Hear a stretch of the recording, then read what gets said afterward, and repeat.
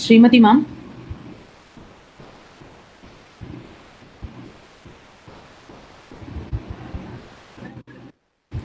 Yeah, you're audible, ma'am. Am I audible? Okay.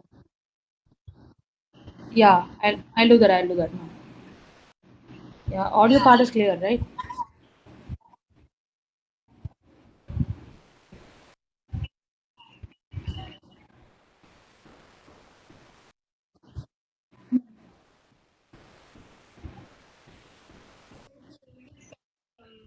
Admitting. Okay, okay, done, ma'am. Sure. Thank you, ma'am.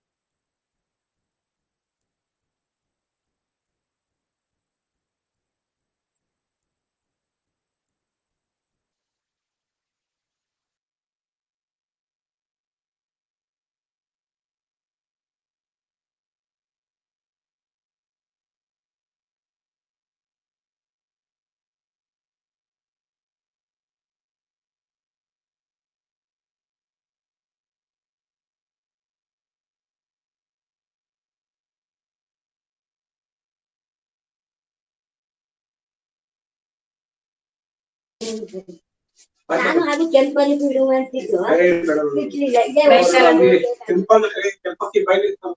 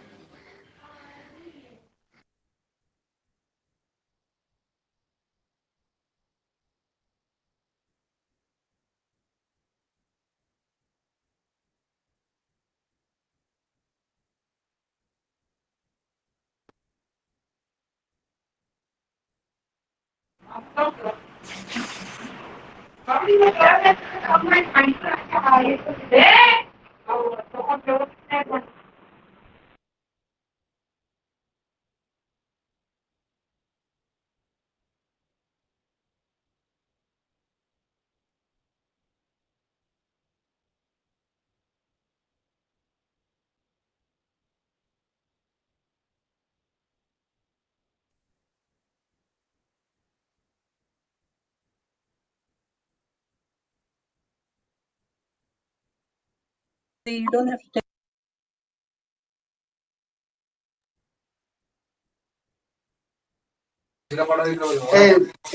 Volume का sound आई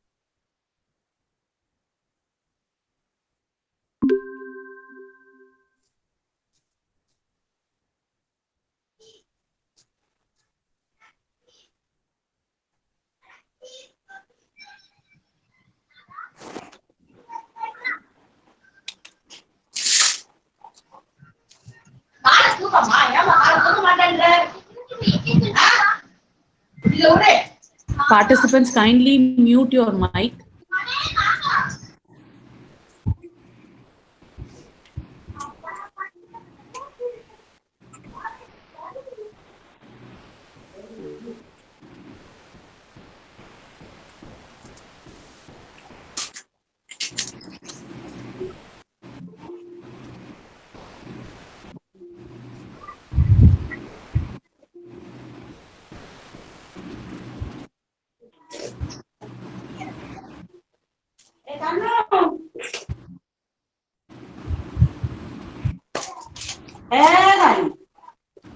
Thanks.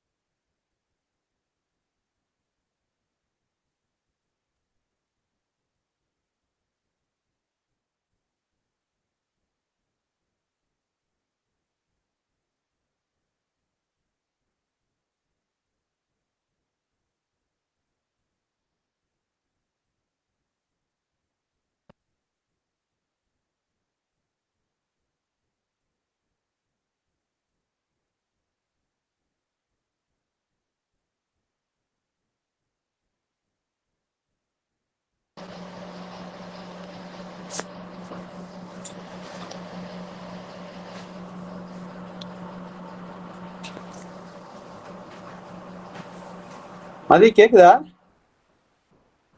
Hello hello Hello, sir. கேக்குது sir. கேக்குதா Mathi? Okay. Yes, sir. Fine. One second, sir.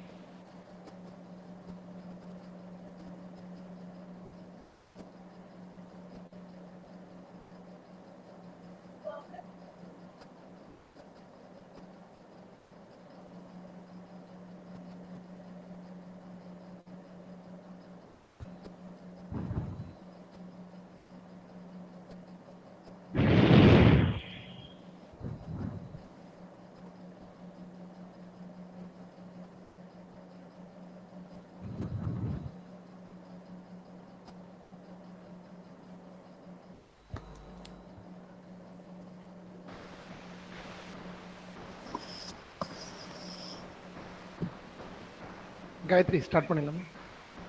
Yes. Gayatri, start பண்ணிடலாம். Yeah.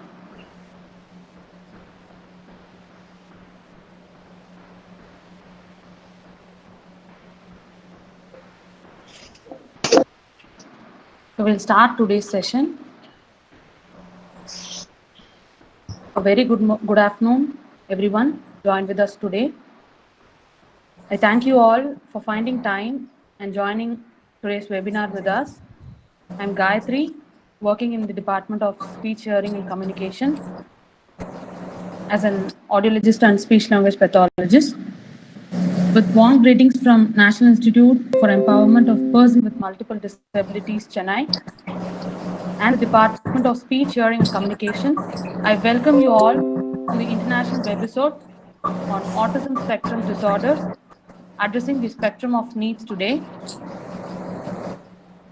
This webinar has been designed and developed to address the needs of persons or children with ASD in terms of their social competencies, communication skills, and of course, today we have a trending topic in our schedule, which is the state of art right now in India, that is the national education policy, which has been recently declared. So we have three speakers for the day, Dr. Sapna Bhatt, Dr. Kala, and Mr. Dhanavendan sir, to address the topics mentioned in the schedule. So a very important announcement now. Before we start the session, let me explain how you can talk to us during the webinar. If you have any questions or suggestions or queries during the presentation, you can just write them in the chat box. And very importantly, please do not click on present or present now option in your mobile phone or computer. And please ensure your microphone and video are turned off during the entire webinar session to deliver without any interruptions. So please cooperate with us for the smooth conduct of the webinar. So now let's start with the sessions now. We have our HOD in charge, Department of Speech and Hearing Communication. It's my pleasure to introduce and invite Dr. Amarnath sir to inaugurate this webinar. Sir is a member of Curriculum Development for Master and Bachelor Degree programs under RCI. And in NIEPMD, SAR has initiated various RCI courses and he is in charge for extension centers of NIEPMD. Sir has been instrumental in establishing NIEPMD since 2005 and contributed immensely to the growth of NIEPMD. He has been and still being a great strength and support to the Department of Speech, Hearing and Communication. So I welcome Dr. Amarnath sir to deliver the inaugural note now. Over to you, sir.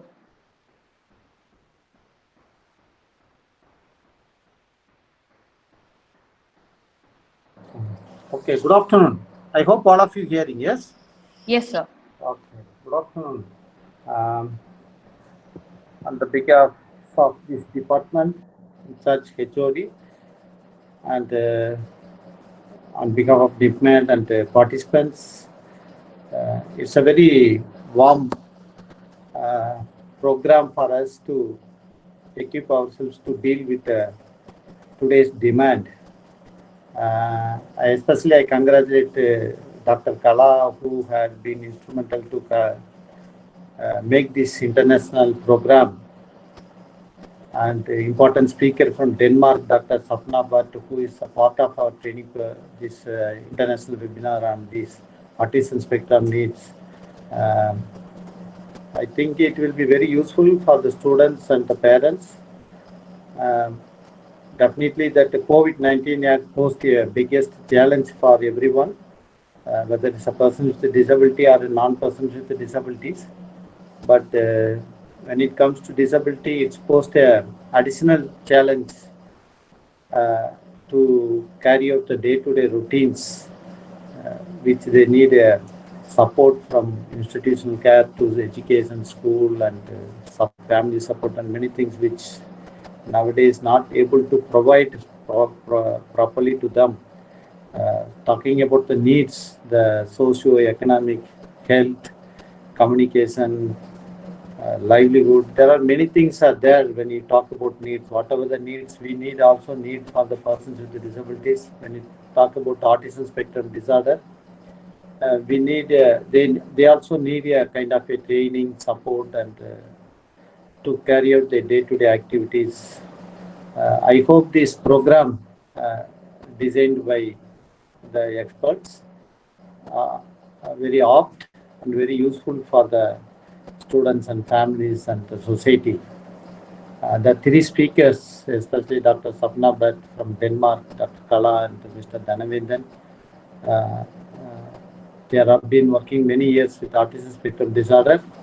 They know all the requirements, or they know what is necessary for their empowerment. So accordingly, they can, I hope this session, all the sessions will be very informative and useful for participants. I wish you all the best for the organizers. I thank to our director, officiating director, Sri Nachiketa Rao, who had been also part of the program, and he's the HOD of this department. Technically speaking, he is the person to develop the department in such a way it has come up with a lot of things. So I wish you all the best.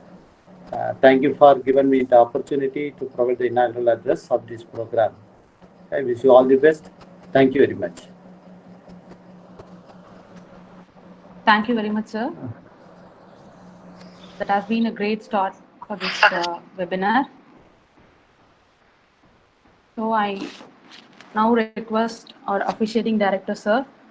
I take the privilege to introduce him. He is the officiating director of NIEPMD, Sri Nachiketa Rao, sir.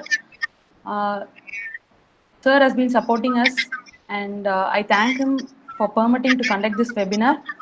Sir's motivation and innovative ideas have always encouraged us to learn more and do things in a better and bigger way. Like how today's Webisode has been organized to be the first international webinar in NIEPMD. Sir has more than 20 years of experience in the field of speech and hearing and has several international and national publications and has 6 books published to his credits. And Sir is the recipient of Sushrut Award for developing low-cost multi-use hearing aid by Department of Science and Technology in the year 2011. and there are lots more to his credits. Now, sir, I request you to deliver the keynote address for this webinar. I Thank request you. Nachiketa sir to take over the stage to deliver the keynote, sir. Fine. Thank you, Gayatri madam. Yes. Thank you, Namaskaram. Namaskaram, all of you. Post Independence, Jai Hind. Let's start this particular webisode. And to begin, I would like to thank Dr. Amarnath, who was delivering out a very simple looking person, a person who is very down to earth, and he is the person who sat under these neem trees here in the campus and planned out the entire building and the entire set of departments. So he has quite a bit of contribution, and I'm very happy that the department is in safe hands now. Today is a international webisode which has been organized, and the organizers, Dr. S. Kala, Gayatri, P. Purushottam, and Sri Hari Mathi, who is out there, and our speakers, Dr. Sapna Bhatt. I have heard of her. Today we'll be hearing her also.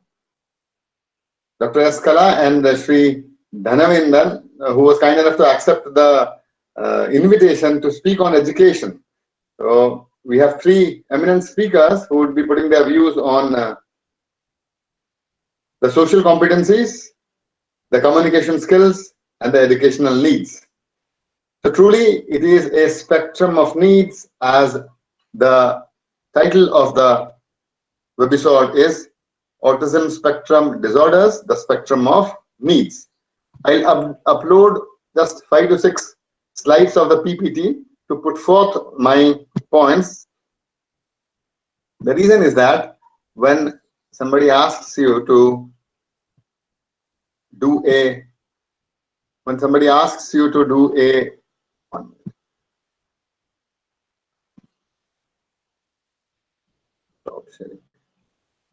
when somebody asks one minute. I'm just uploading out my screen. I could not see. Okay. When somebody asks you to do a keynote address, the keynote address basically means that I should be giving a tone to the entire conference. I should be giving a tone to the entire conference, means I should be giving a feel of the entire conference. So here, I think my slide is visible now. Gayatri ma'am, is it visible? Yes, Yeah, sir. yes, sir. Yes, sir, it is visible. Okay. So autism spectrum disorders, the spectrum of needs. The place where we work is NIEPMD, or the National Institute for the Empowerment of Persons with Multiple Disabilities. It's one of the 9 national institutes under the government of India, which takes care of persons with disabilities, their lifespan needs. Our institution primarily focuses on persons with multiple disabilities, which is also one of the categories of disabilities under the RPD Act. The RPWD Act now has 21 categories. One of them is multiple disabilities. Primarily, if you see, multiple disabilities would be including 3 major kinds of disabilities. One is autism spectrum disorder, the other is deafblindness, and the third is cerebral palsy. Why does it include these 3? It includes these 3 disorders primarily because addressing the needs of these 3 disorders, which have a spectrum of needs, means multiple needs, we would be requiring the collaboration of more than one type of professional to address the needs, and probably a shift in approach to address the needs, because the shift in approach would be a transdisciplinary approach. I will not be going on that type of approach, but these 3 primary type of disorders and disorders which should be covered under multiple disabilities. So today we have a webisode on autism spectrum disorder and the spectrum of needs. So where does this particular population fall? The particular population, if you see, this is the spectrum of population, the very well-known bell-shaped curve, which means that if you enter a particular classroom, or if you take a chunk of people from the society at random, let us say if you take some 100 people at random from Chennai and measure them in terms of their height, then there will be some people who would be extremely tall, let us say 6'5", 6'4", 6'6". There will be some people who would be short, 4, 3.5, 4.5 feet. There will be some people who would be in the mean or in the middle, who would be approximately 5'3" to 5'4", which means if we spread across the set of people in the society on a particular skill, then they form a bell-shaped curve distribution in which there would be some extreme values and in which there would be some mean values. The moment we say somebody, the moment we quote somebody as normal, it just means that the person would be on mean plus minus 1 standard deviation, which means it includes 68.3% of the population. Correct?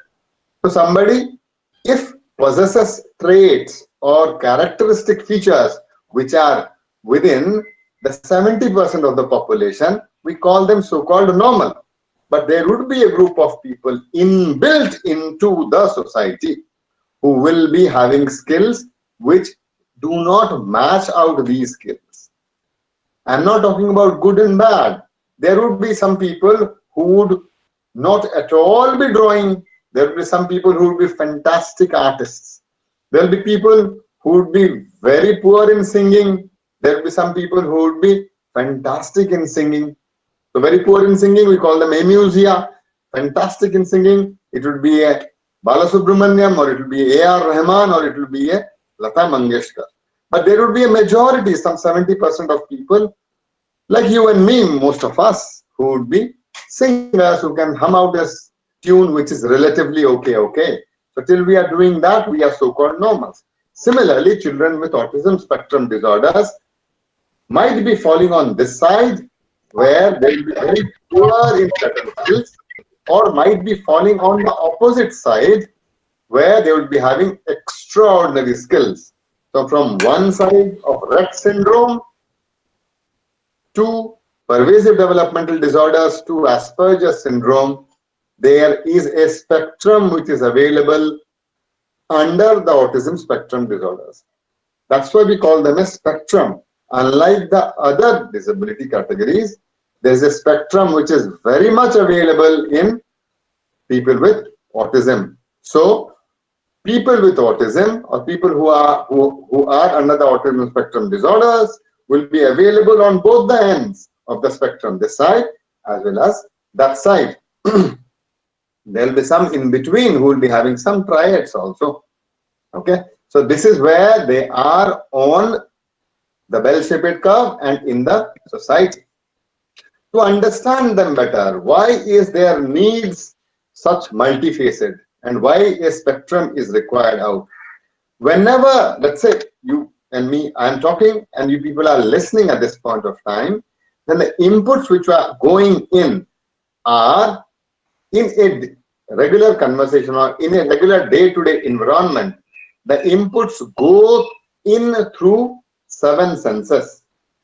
5 far senses are depicted here: through touch, through vision, through taste, through smell, and through hearing. So these are 5 far senses where the inputs come from outside. To smell, you need to have something from outside. For example, to hear, you need to have the output going from outside into your ears. Similarly, to see the screen, you need to have the output come out from somewhere outside. So these are far senses. There will be other 2 senses, which are senses which originate from inside our body. These 2 senses are the sense of balance, or the vestibular sense, and the other is the sense of joints, which is known as the proprioceptive sense. For instance, when you start learning out a bicycle, what happens? Or you learn swimming, what happens? It's actually your vestibular and proprioceptive sense which learn how to balance themselves in air on a bicycle or in water while learning to swim. So 7 senses are there which give us inputs. It comes inside and it gets processed out by the so-called mind. That means the inputs which are coming in, they need to be processed out. Neither we should react out in excess, nor we should react out minimally to them. Only then it will be an adaptive reaction or a response. So these are the sensory inputs: auditory, visual, gustatory or taste, olfactory or smell, tactile or touch, vestibular or balance, and proprioceptive body movements. These inputs go in and there is an adaptive response. All of you are sitting, listening without any disturbance. That means the visual sense and the auditory sense is being integrated out well by the mind here, and there is an adaptive response. That's the meaning of it. This happens for children. What goes wrong in children with autism?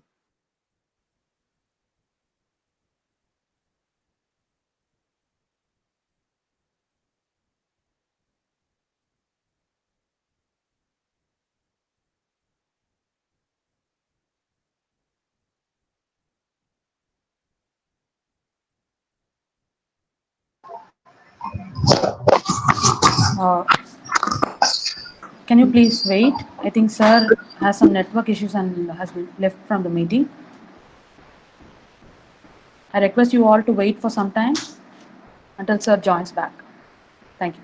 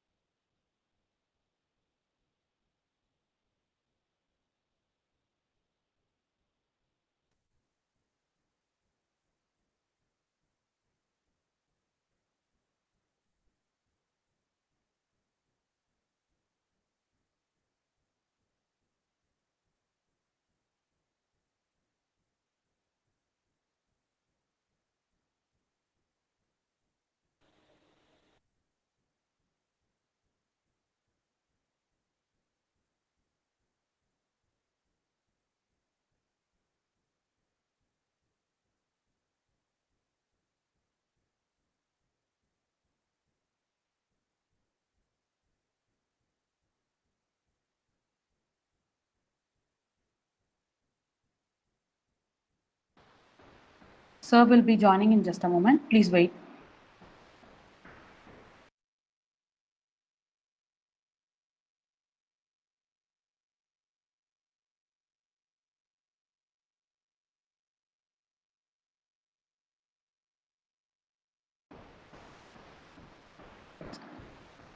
Meanwhile, can you all please switch off your microphone and video for a better bandwidth streaming?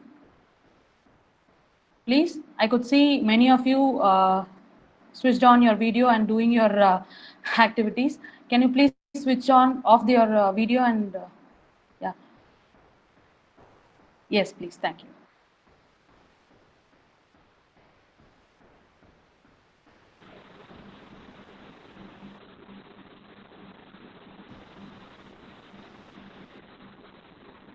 Actually, we have encountered a problem because of those who have switched on their video. So can you please switch off your video to save the bandwidth so that sir will be joining back and presenting his slides. Or else again this problem will come. So please switch off your videos and audios. I could still see few people with videos on.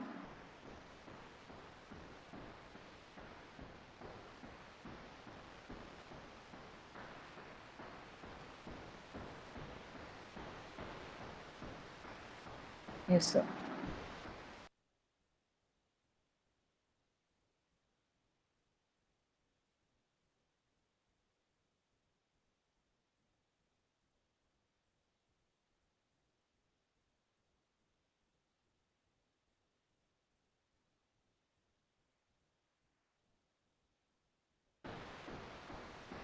Mr. Bijay Kumar and Dhruba Sethi, can you please switch off your video?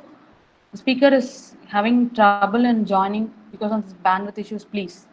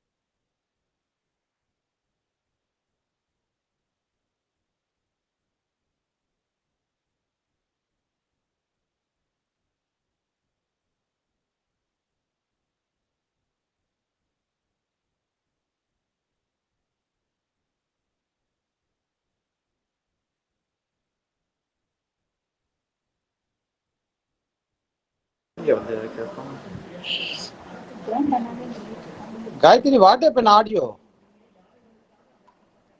Hello? Sir, yes, sir. Audio, what happened? Sir, I think sir is not able to join, sir. Who? Nachiketa, sir. Nachiketa, sir. Yes, sir. That disconnected, huh? Yes, sir. Yes, He sir. went after the meeting, so he's not getting connected back. I Better think- you ask Kala to start Yes. then. Yes, Next sir. speaker, whoever is there, Yes, sir. you better ask them to start because the time will be over by the time. Yes, sir. Okay. Yeah. Sorry for Ask the the next speaker. inconvenience. Ask the next speaker to talk. Okay. Yes, sir. Yes, sir. Okay. Sorry for the inconvenience. We will be recording the keynote address by Nachiketa sir and posting it in our YouTube channel. You can view it later. Because of these technical issues, we are encountering some problem. So kindly mute your video and audio, please. Okay. So we'll move on to the next session. The next speaker for us is Dr. Sapna Bhatt ma'am. She has a PhD in speech and hearing, where she worked on investigating language mixing in bilingual aphasia. She has worked as a professor, researcher, and clinician in India and in Denmark for the past 20 years. She is currently working as a speech language pathologist in Copenhagen International School, which is an inclusive international multilingual school, where she works with children who have variety of speech and language disorders like misarticulation, LLD, ASD, Down syndrome, etc. Today, Madam will be talking on social competencies in children with ASD, spectrum of needs, where we will be learning about the social needs in children with ASD and how diverse these needs are. This diversity will be highlighted with specific clinical examples also. Hope you'll enjoy the session. Now I welcome Dr. Sapna Bhatt to take over the stage to start the session. Yes, ma'am. Good afternoon. Can you all hear me? Yes, ma'am. You're audible. Okay. Good afternoon and namaskar. Thank you for being here on a Sunday afternoon. That's really valuable time. So thanks for that. Thank you, Gayatri, for the introduction, and thank you, Dr. Pranath and Sri Nachiketa. I wish we could have been able to listen to him a little bit more because he set a good stage for our presentation to start. So we'll start. I will start presenting now. And let me know if you can see the slides.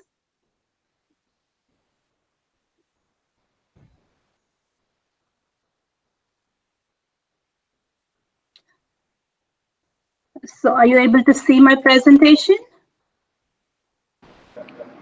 Let me check, ma'am. Yes, we can see your presentation.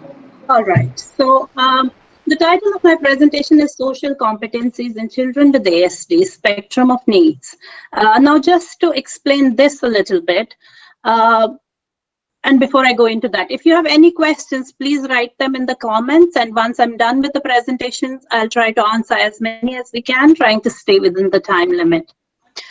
So social competencies in children with ASDs, why I'm focusing on this is because social skills are not just limited to playing with a friend. Social skills and social competencies are really, really important part of language and communication. And this is such an important factor, especially for children who are in schools and who are in integrated setups where they hang out with typical children, normal children, and even though they might be very smart and very good language skills, these skills are really important for success in later life. So we'll start by looking at DSM-5 diagnostic criteria for ASD. This has changed quite a bit from DSM-4. I'm not going to go into that because I don't want to confuse you with all those details. But if we go through this whole description, you will see there's a lot of focus on social needs. We don't see language being spoken about much because actually in DSM-5, language criteria has been taken out.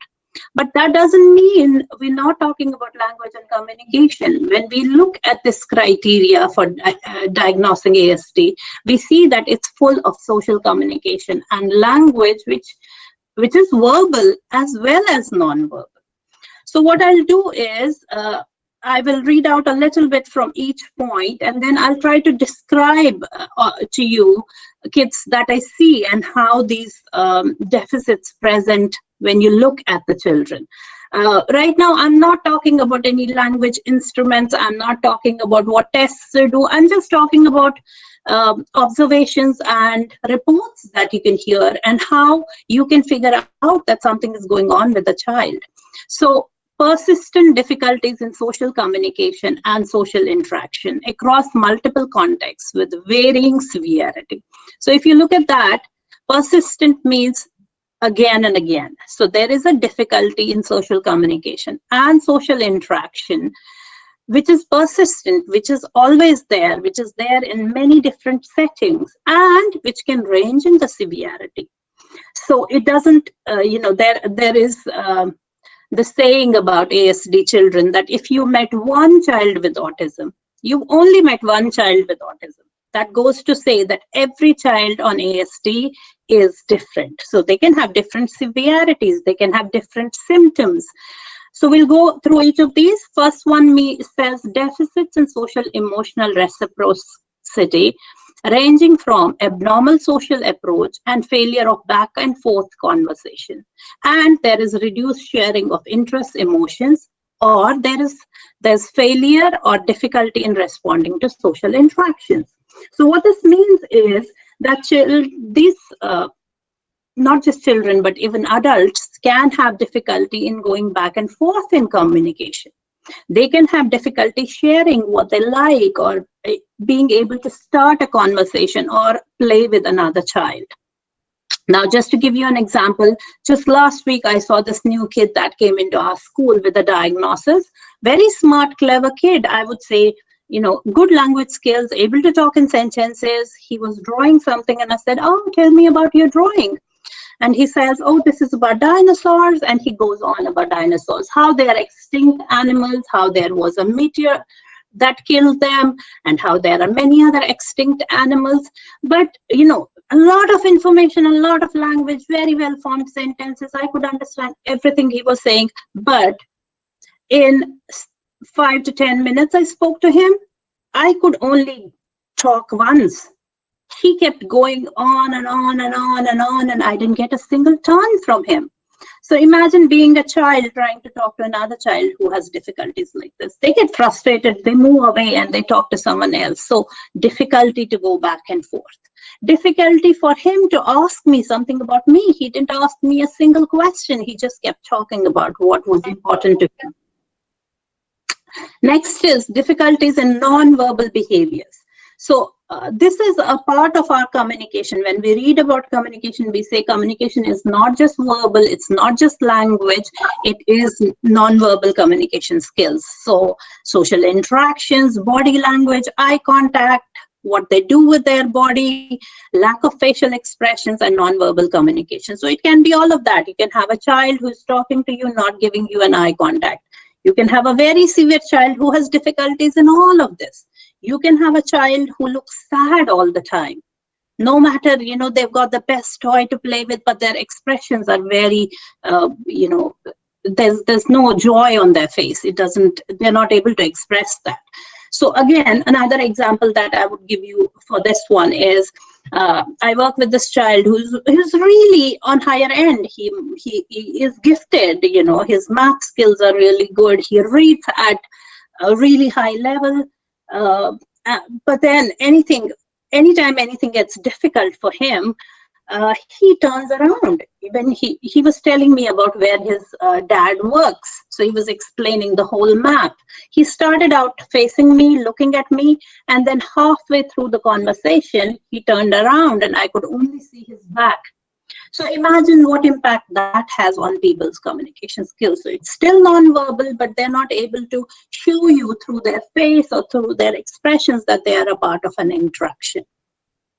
Next difficulty they have is in developing, maintaining, and understanding relationships. So they might have difficulty adjusting to different social contexts. They might have difficulty continuing to play with a friend, or just a total absence of interest in their peers or their friends. One of the kids who I'm working with, when he goes out to play, he starts out really nicely. We have given him a friend. We say, hang out like this, do this, ask your friends, can I play? Little while, after minutes maybe, he doesn't know what to do. He doesn't know how to follow his friends around when they are playing, because little kids, for example, play so many things in a recess. They are jumping one moment, second moment they are pushing each other, third moment they are playing football, another moment they are climbing up a tree. And this child just cannot keep up with that. He starts out, plays a little bit with them, but just doesn't know what to do next. So you can have that kind of a kid, or you can have a kid who's just lost in his own world. When you look out at a playground, he's just in his own world. And I feel, get out of your sessions and see these children in their schools, at home, playing with their siblings, hanging out in playgrounds. You will see all of these. And these might be very evident in some children who are not hanging out with other people at all. Kids are scared to approach them because there's so many behaviors that obstruct their social communication. On the other hand, it might be also a part of a kid's communication profile who is really good, really smart, has good language, is able to read, is able to do math, but they don't play, they don't have friends. You don't see the joy on the playground. They hate playgrounds. They hate hanging out with friends because they just don't know what to do. So this is the first criteria. Persistent deficits in social communication that are there all the time. You see them in multiple settings, and they can be of different severities. The second criteria is restricted repetitive patterns of behaviors. They're also called as RRBs, interests or activities. And they should show at least 2 of these 4 symptoms. Now, before I go into all of this, when we read about repetitive patterns, we only think about, oh, they would do something with their fingers, they would rock back and forth, or they would insist on the same clothes, or they would want to go to school in the same road. But that's just a bit of it. That's just a part of it. The restricted repetitive patterns of behaviors are so varied. What they mean is that children on ASD spectrum aren't able to be flexible with their thinking. They're very rigid. They can't change something. It's really difficult for them. So you can see repetitive movements. You can see flapping. You can see lining up of toys. You can see echolalia. You can see finger snapping. You can see kids moving their fingers back and forth in front of their eyes. That's one thing that you would see. But on the other side, you can also see insistence of sameness. They're inflexible. So, for example, one of these kids that I'm talking to you about, in their class, they would do a little assembly inside the classroom, then reading, then snack, and then play. This is generally how their mornings go. But if anything changes, if one day the teacher says, oh, maybe today we'll go out to play first and then eat snack, this child would freak out because he doesn't know, oh, why did this happen? He's very inflexible. He cannot change his thinking. He cannot adjust to this change in his thinking. And this also means that when they are outside playing with their friends, like I said, kids play so many things in a recess. They go from playing football to climbing a tree to pushing each other to just being silly, cracking jokes in half an hour. So a child with ASD has a difficulty going on and changing their play repeatedly. So once they have started with football, they want to stay there because they know how this works. They don't want to go to the next thing because they are so inflexible. So it's not just, same route to school and back, same thing to eat. It's so many other things. Again, play is an important place to observe this. Go out and see your children in the playground. See how they interact with other people. So just sitting, Next is, and this you specifically see in children that are on the higher end, the high functioning children that we call them high functioning autistics. Earlier, we don't call them that anymore in DSM-5, but this is children who can talk a lot. So like the child I described, who has very high interest in dinosaurs, knows a lot about dinosaurs, knows another child who knows a lot about math and science and space, but it's so restricted, this interest, and it's so fixated that it turns up everywhere.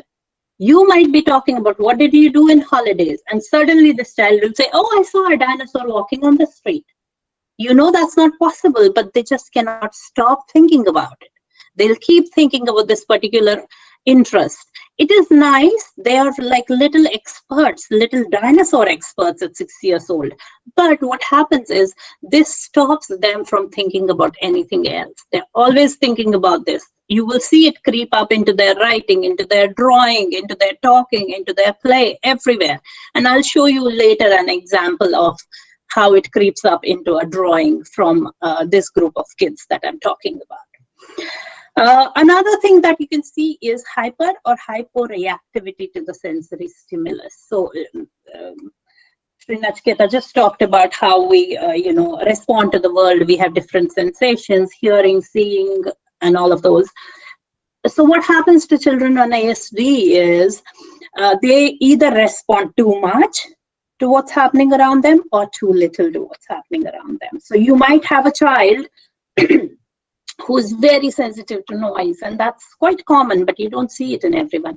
They are very sensitive to noise. On the other hand, you have a child, you scream out their name and they won't respond to you. So how does it show to you is how you can observe it is with children being either really hyper, they're jumping all the time, they're moving all the time, versus kids who are really sad all the time. So you see that they're either reacting too much to the stimulus around them or too little. And I had this non-verbal, almost really minimally verbal autistic kid in grade 6 or 7. So let's say, 12, 13 years old. And he would have this huge temper tantrums, as we call them. He would have these huge meltdowns. He would scream and he would get aggressive. And he couldn't tell us anything. Over the time, we figured out that he was hyper reactive to the environment around him. If there was a noise, he would, shout out. It might not be huge for us, but for him, he would hear it as a loud noise. If there was sun shining on his eyes, he would react. He would hyper react to that. So that's another aspect that comes as a part of restrictive, repetitive patterns of behavior. Now, these are other important things that we need to keep in mind, that these symptoms have to present in early developmental period. If they suddenly appear in adulthood, they could be because of something else. But, the children who are more severe, you see them quite often very early on, but there are kids who get diagnosed later, like 7, 8, 10, 15. There are adults that get diagnosed later in life. But when they look back, they say, oh, this has always been like that, but, I could just hide it. There are kids, especially the ones who are on higher end, who have good language, do not have so many restricted and repetitive behaviors, are able to hide it. And this is especially true for girls on ASD. Girls with ASD are super good at hiding their symptoms and knowing what to do. And we'll talk about girls separately because that's a different category all by itself.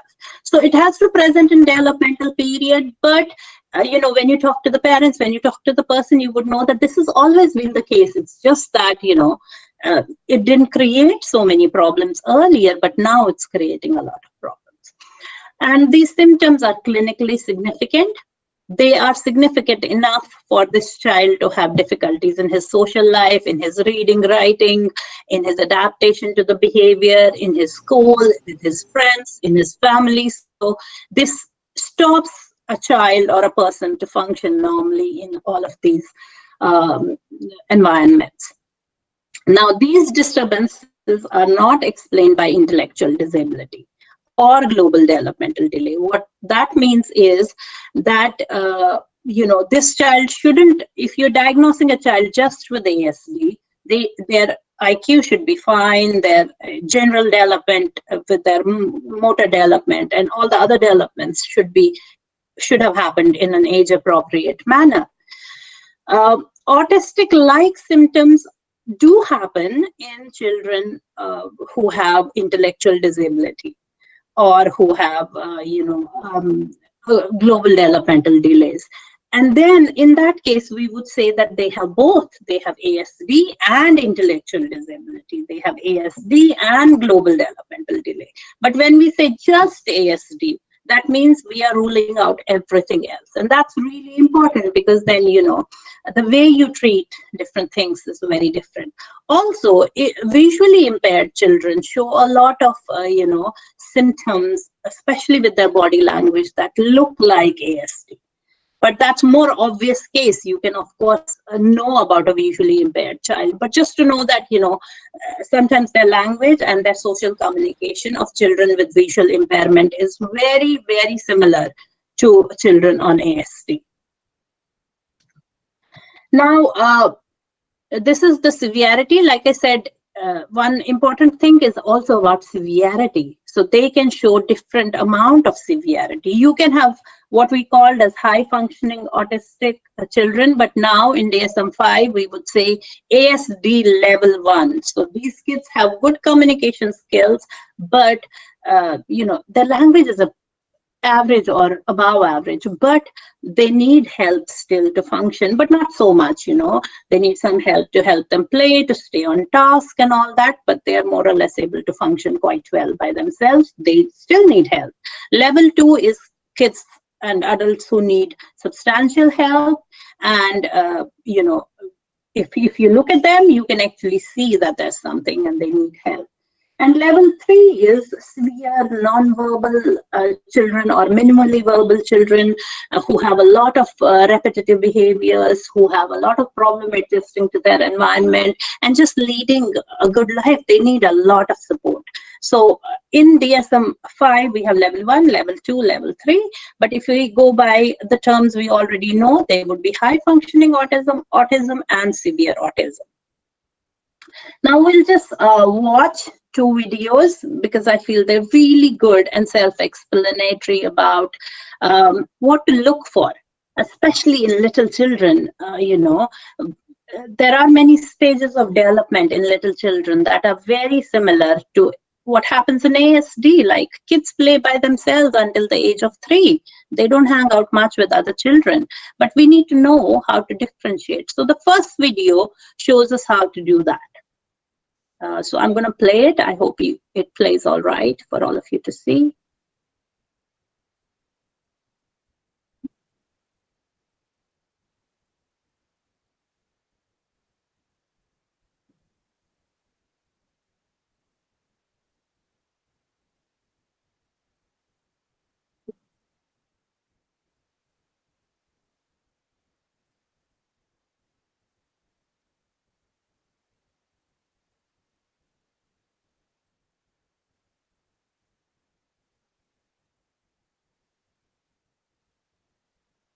Of communication and sharing enjoyment, making social connections, and the one with which we will begin, seeing social opportunity through play. This 19-month-old child does not show signs of ASD.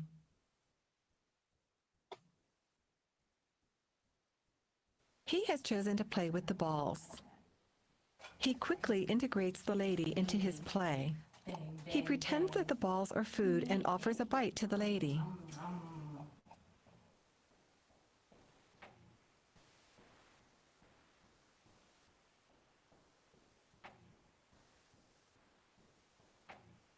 He pretends a lot of stuff is food, and he always wants you to eat it. Okay. You're making some yummy food. He understands that food, spoons, plates, and eating go together. As he creates a pretend play activity, he remains aware of the people nearby. He enjoys incorporating social interaction into his play and offers the lady a bite. Thank you. That sure is tasty. He is able to pay attention to the lady, the doll, and the pretend food all at once. He shares his excitement about the toys with the lady, looking at her and smiling. After the lady comments that the food is hot, he links his play and language to her idea. It's okay now. It's cool. It's nice and cool now. Yeah.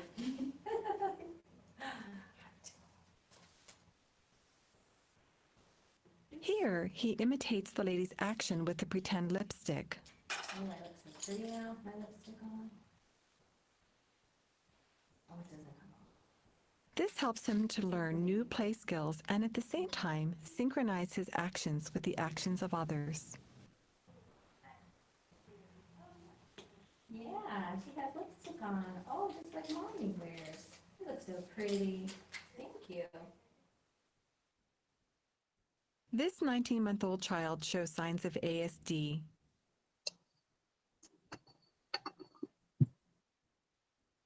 He has an intense interest in the toy phone. He does not share his enjoyment of the phone with others. He does not look toward others and smile. Shells, sensory, all kinds. He really has this addiction to telephones lately, though. It's okay though, because it's helping him to make sounds, so there's probably like 10 telephones laying around my house, because he walks around carrying them and sits them down, and then he goes on to the next one. Although he puts the phone to his ear, he does not show creative play with the phone. When his name is called, he does not respond. Elliot. Ellie. Ellie. Elliot. He does not offer the phone to others so that they can have a turn. He would turn to his name, and progressively he's not. His Elliot. mother tries to distract his attention away from the phone. Let Mommy see the phone. Let Mommy see it. Let Mommy see the phone. There you are. She begins to tickle him. Although he seems to enjoy the tickling, he does not look at his mother or make a social connection with her. He does not try to communicate with his mom to keep the social game going. I will stop the video here. I will share the whole presentation, and you will have an access to it because we're running a little short of time. So you can see more of it later on. But I highly recommend the Kennedy Krieger Institute videos to really see how to do this. So you will find the link and you can look later on. Especially with children, it's really difficult because some of us who haven't had children don't know how typical children behave, right? So 19 months old or 1 year old or 2 year olds, it's really hard. So look at some of the videos. I highly recommend it. We'll now look at another video, which is about an adult who is talking about, adolescent girl who's talking about how autism affects her life. I'm sorry, we have an ad here.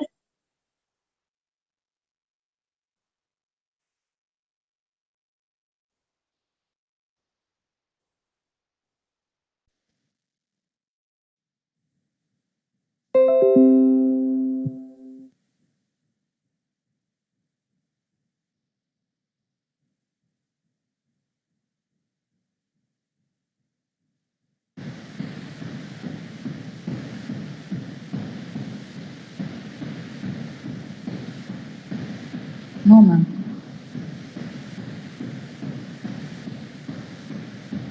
Okay, let me see. I will try it again. If not, you can always. Yeah, it looks like there's something wrong with sharing that video.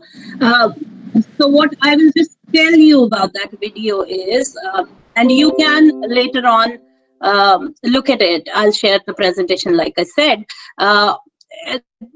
this is an adolescent person talking about how it was, and it is a girl, so it's really nice for you to hear that and see that. She talks about, how she could just do everything. She could go about her life. She got an education, but social world is always very difficult for her. So that's what you have to understand, especially about girls.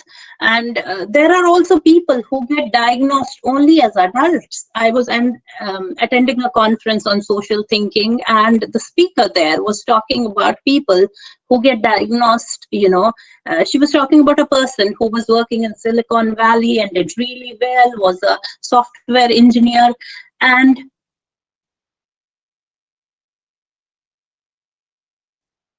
can you not see my PowerPoint?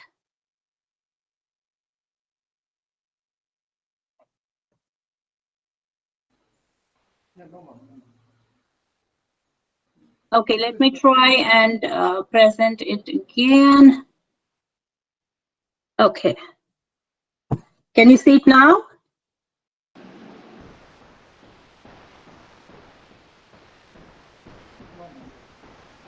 Can you see my presentation now? No, ma'am. No, ma'am. Okay, let's see. What happened. Okay, yeah, I'll just restart it and it should be visible. Just a few minutes.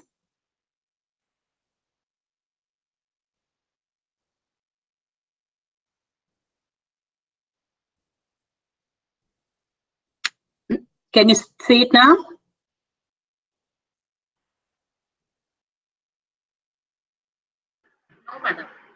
Yes, ma'am. Yes. It is visible now. All right.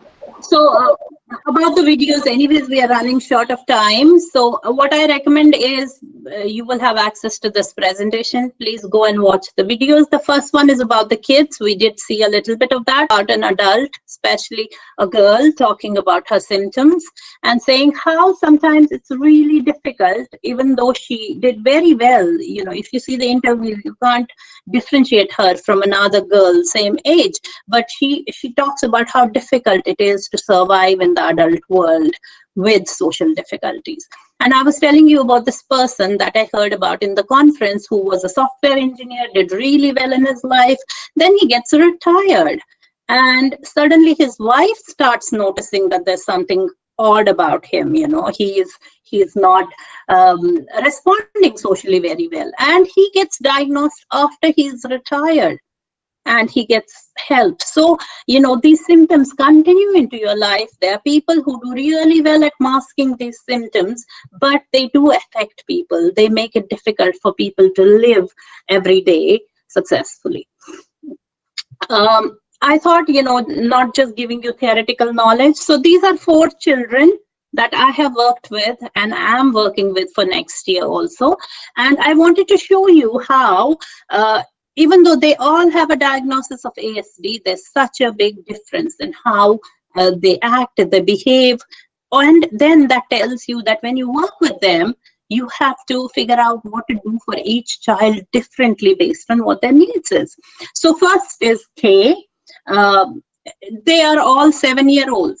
So K has average to above average language skills, but difficulties with social communication, with talking, turn taking and all that. Also some difficulties with past tenses and difficulties with understanding time. He cannot understand.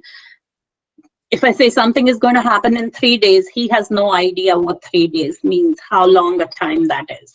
Special interest, he is a dinosaur specialist. Dinosaurs, dragons, carnivorous animals.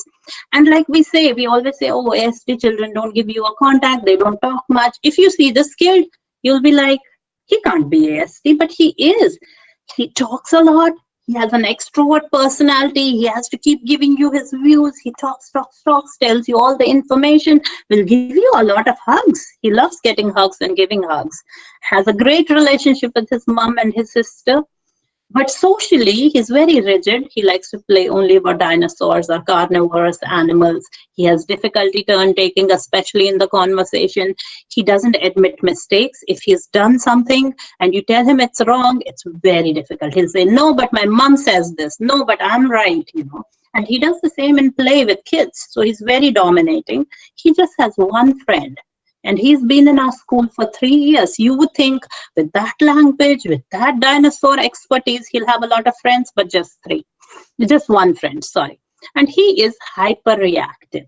That means, you know, he's always jumping and moving and he can't sit still. So he's reacting a lot to the environment around him.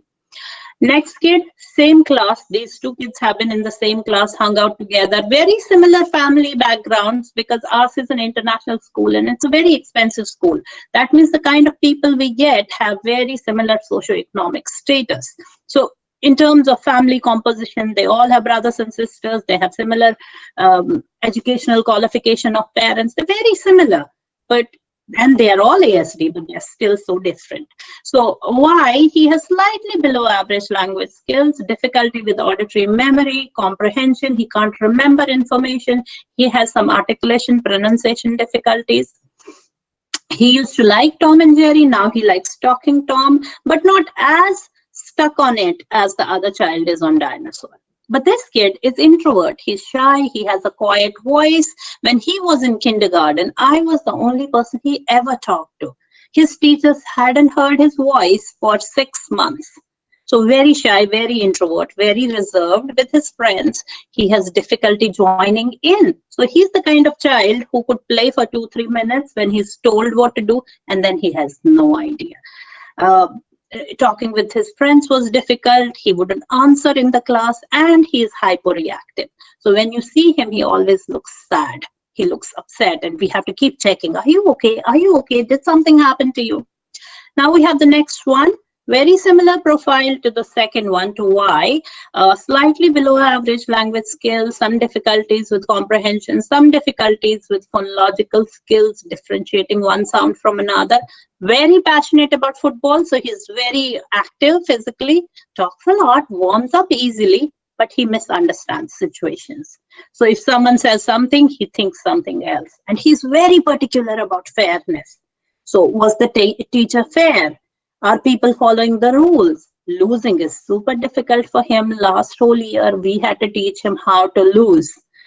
Difficulty with self-control. He would run. He gets physically abusive, like, you know, he would push a kid or he would say something really nasty to a teacher. So see, he is totally different from rest of the profile. And then last one is my little math expert. Average to above average reading and math and language skills, but he had some misarticulation, some trouble with some of the sounds. Special interest, dinosaur, math, space, science.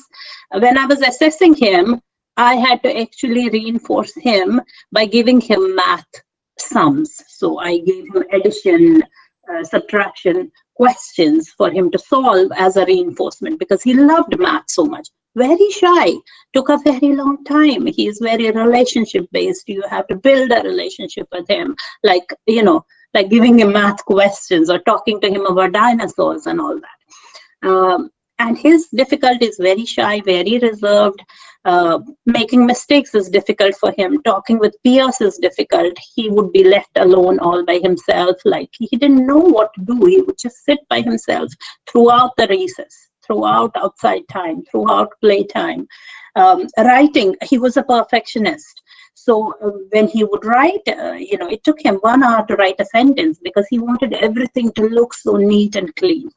Now, the point of this slide is for you to understand that although they are all 7-year-olds, have siblings, come from very highly educated families, great socioeconomic status, are in the same, 2 of them are in the same classroom, but they are in first standard, now in second standard, or 4 of them. But see the amount of difference that is there. And you have to assess and work with each child based on what they are and who they are. So you cannot generalize. You cannot say, oh, I have a kid with ASD, I know what to do. No, you don't.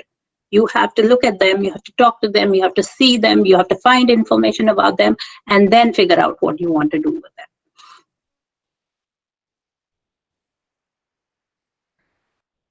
Okay, now I told you I'll show you a drawing. This is from the same class. If you see the picture where you see teeth in the second row, the first picture, that is by the kid who is dinosaur expert. You can see teeth and they look like carnivorous animals. They don't look like flowers. Everybody else's looks like flowers. So that is for the boy who I call K. And if you look in the second one on the top row, that is by the boy who I called Y. You know, his is quite similar to everybody else. It's not that well formed, but okay. But you can see in the boy who has drawn something with teeth, his obsession with dinosaurs coming into his drawing. For the child called J, the little perfectionist, the little math expert, we don't have a picture because he just didn't get started on this task. He did a little bit and he wasn't happy with what he did. So I wanted to show you, you know, I walked into the classroom, saw this on the display, and I was like, oh my goodness, this tells you so much about this particular child. So do that, visit classrooms. That's such an important thing for you to do, especially for children who hang out in regular schools, normal classrooms. There you will see how much it affects, ASD affects them. Now for girls, girls are, you know, difficult to diagnose. The incidence of ASD in girls is way lesser than in boys, specifically because whatever you see on DSM-5 is very typical of boys. Girls don't do that. They are different. You can have girls that are severely ASD, that means they don't talk and they're nonverbal. So yes, that's one part. But if you see the rest of the girls, most of the girls do not show such severe repetitive behaviors. They are very good at hiding their symptoms. And they are more similar to a regular boy than they are similar to the boys with autism. We know that boys are developed socially a little bit later than the girls. So, you know, girls with autism have a way to figure that out, and they do quite all right. But as they grow up, you will see that they are very socially awkward. So they do too much of it. So they look at another child. So let's say there is a 7-year-old girl, ASD, and she sees another person, another girl. She would what she would do is she sees this girl playing with dolls and glittery things.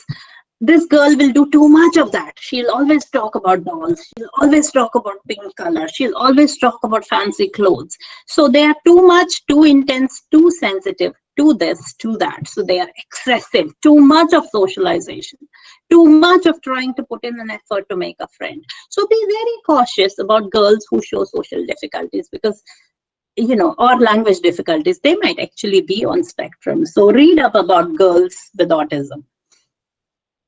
And this is just to show you, I'm not going to go into details of all of this, but just to show you, there are core symptoms of ASD, but there's so much else that can happen. There can be medical issues, there can be genetic variations, there can be cognitive difficulties, there can be behavioral difficulties. There can be such a huge variation in children who are on the spectrum. So this is kind of, I want to thank you, but this is also my Q&A slide. So I'll stop talking here, and I hope to now hear from you some of the questions that you might have for maybe 10 minutes.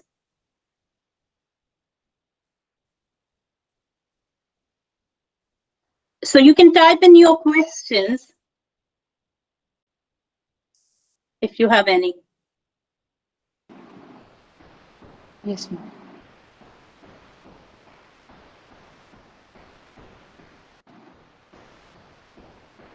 We will be having a question session at the last now. Please Okay. do wait with us. Yes. Yes. Okay. All right. So we move to the next one. Thank you, everybody, for listening. Thank you very much. Yes, ma'am. Yes, ma'am. If anyone is having questions, you can. No, ma'am. I think there is no question so far. Okay. There's one which says, yeah, I have something from Rahul that asks, what's the checklist for ASD? You can find ASD checklists anywhere. Just Google and say DSM-5 checklist for ASD. But my presentation has all the information you need. So I have picked it up from the DSM website. So just Google, say ASD, DSM-5, and you'll get the information.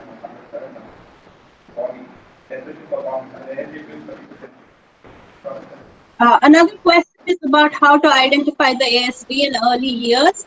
I will say observe a lot of typical children and look at these videos. I shared the YouTube video from Kennedy Krieger Institute.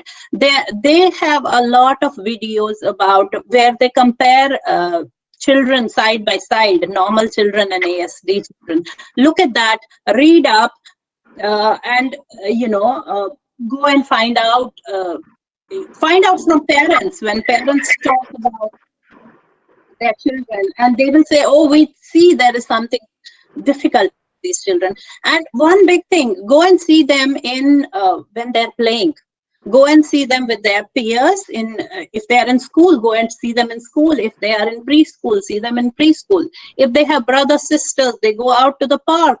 Try to go and see them there, because that's where you find out that something is wrong with a kid. That's the main place to find out stuff about our ASD children. You will see them in the playground. They're very easy to identify in the playground. Of course, you need to do all the other assessments with language and behavior, and if you have ideas about their cognitive skills, you get them assessed on their IQ. But observe these children. Take your time before you diagnose them. Observe them in real life settings. So I always go into the classroom. I do language testing, but I go into the classroom and just look at how children are doing in a regular classroom, because that gives you a lot of information. We have a question from Ritiva about the prevalence rate of autism in cases of boys and girls. In boys, it's about 4 to 5 times more than the girls. But a lot of research right now shows that actually it's more than that in girls, but we are not able to identify. We are looking for, kids that don't hang out with friends and all that, but girls don't do that. Girls have very subtle symptoms. So you have to be very careful. You have to read up. You have to figure out. Again, see girls in their own environment. See them in a classroom where there are other girls, when they are playing with other girls. Is there something, does this particular girl stand out? And assess their language, because language norms for girls are different from boys. Girls develop way faster than the boys. So girls with ASD have to catch up to a lot. So see what they're doing on all of that. Observe them in a regular environment, but be aware that current prevalence rates for girls are lower than the boys.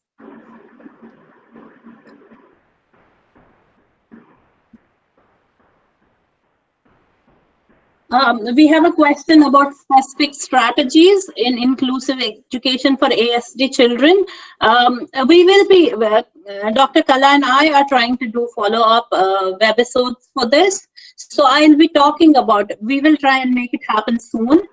So please be there for that. And I will talk a lot about inclusive education, because as special educators, I think you all can make such a big difference in our kids' lives. So wait for that. That's what I would say, because there's so much. I can't give you all the information right now.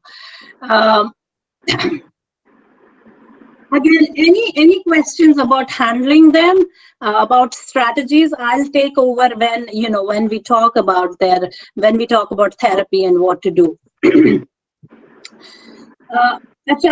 We have a question from Mitali. It says, a child's rigidness has to do with their exposure or stimulation. How do you differentiate it from stereotypical behaviors? So what I would say is observe them in multiple settings. If it's just rigidness, if it's just a child who is stubborn, you might see them differently in a play setting. So see if they are able to handle a particular situation. See how they do when they are in a play situation. That gives you a lot of information. And, you don't have to differentiate stereotypical behaviors. If they are too intrusive, if a child is not able to function along with them, then you have to do something about that. You have to replace it somehow. Or for some kids, it's really important to do the stereotypical behavior. So we have to find a balance between letting them do that and finding an alternative way. Like some children do stereotypical behaviors when they are really upset. So you find out what's bothering them and then you go about doing something about it.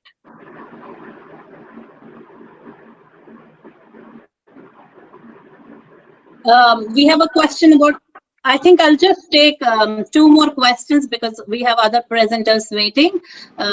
But you can write to me and I can try and answer them as much as possible. Specific learning disability also has criteria on DSM-5. Please go up and look them. I'm not going to go into details of those. I'm not an expert on DSM-5 anyways, but just look up, they are different from, you would not see so much of a social communication coming up in there. So just look them up. You will find really good information. Anything for therapy, like I said, I will do next time. So last question by Savita. She asked, are videos of Kennedy Krieger Institute on YouTube? Yes, they are. They also have their own website where they talk about their methodology and what they have done and how they collected the information, loads of information. So Google Kennedy Krieger Institute. And what I suggest is just you might not have your own children, but you might have friends who have kids, family members who have kids. Look at normally developing children to become good speech therapists and special educators, because you need to know what is normal to know what is everything. So I'll stop with the questions here. Thank you everybody for listening, and you're welcome to email me if you have any questions. I'll share all my details with everybody. Thank you very much, the organizer. Yeah. Thank you very much, ma'am, for your wonderful session and an informative overview of ASD with respect to DSM-5, along with practical video demonstrations also. So thank you very much once again, ma'am, for your insightful presentation. Now we are moving on to the second session, which is on communication skills in children with autism by Dr. Kala. Let me introduce Madam. She has a PhD in speech language pathology, interdisciplinary, where she worked on identification and remediation of phonological process in children with spastic cerebral palsy. She's working as an assistant professor in Department of Speech, Hearing and Communication, NIEPMD, involved in clinical, teaching and research domains for about 18 years. And she is a Hanan certified SLP and a reviewer in 2 international journals. Has published 10 scientific papers in the peer-reviewed international journals and 6 published in national and international conferences. She has coordinated around 13 RCI CRE programs and presented 22 scientific research papers in national and international conferences.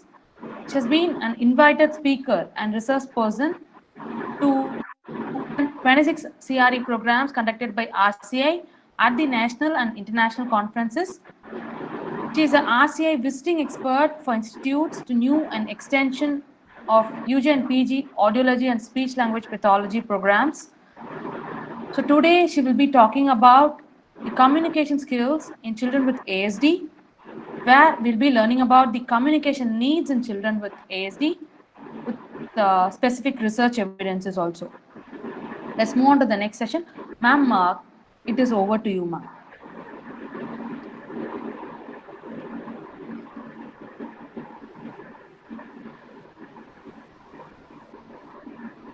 Hello? Yes, ma'am. Can you able to see the PPT? Yes, ma'am, we can see. Yeah.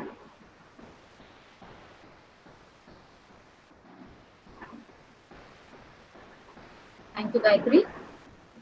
Good evening, all. Ma'am, your voice is yeah, little lower. Yeah, thank you, Gayatri. Yes, ma'am. Can you able to hear now? Can you able to hear now? Yes, yeah. Thank you. Good evening, one and all present here.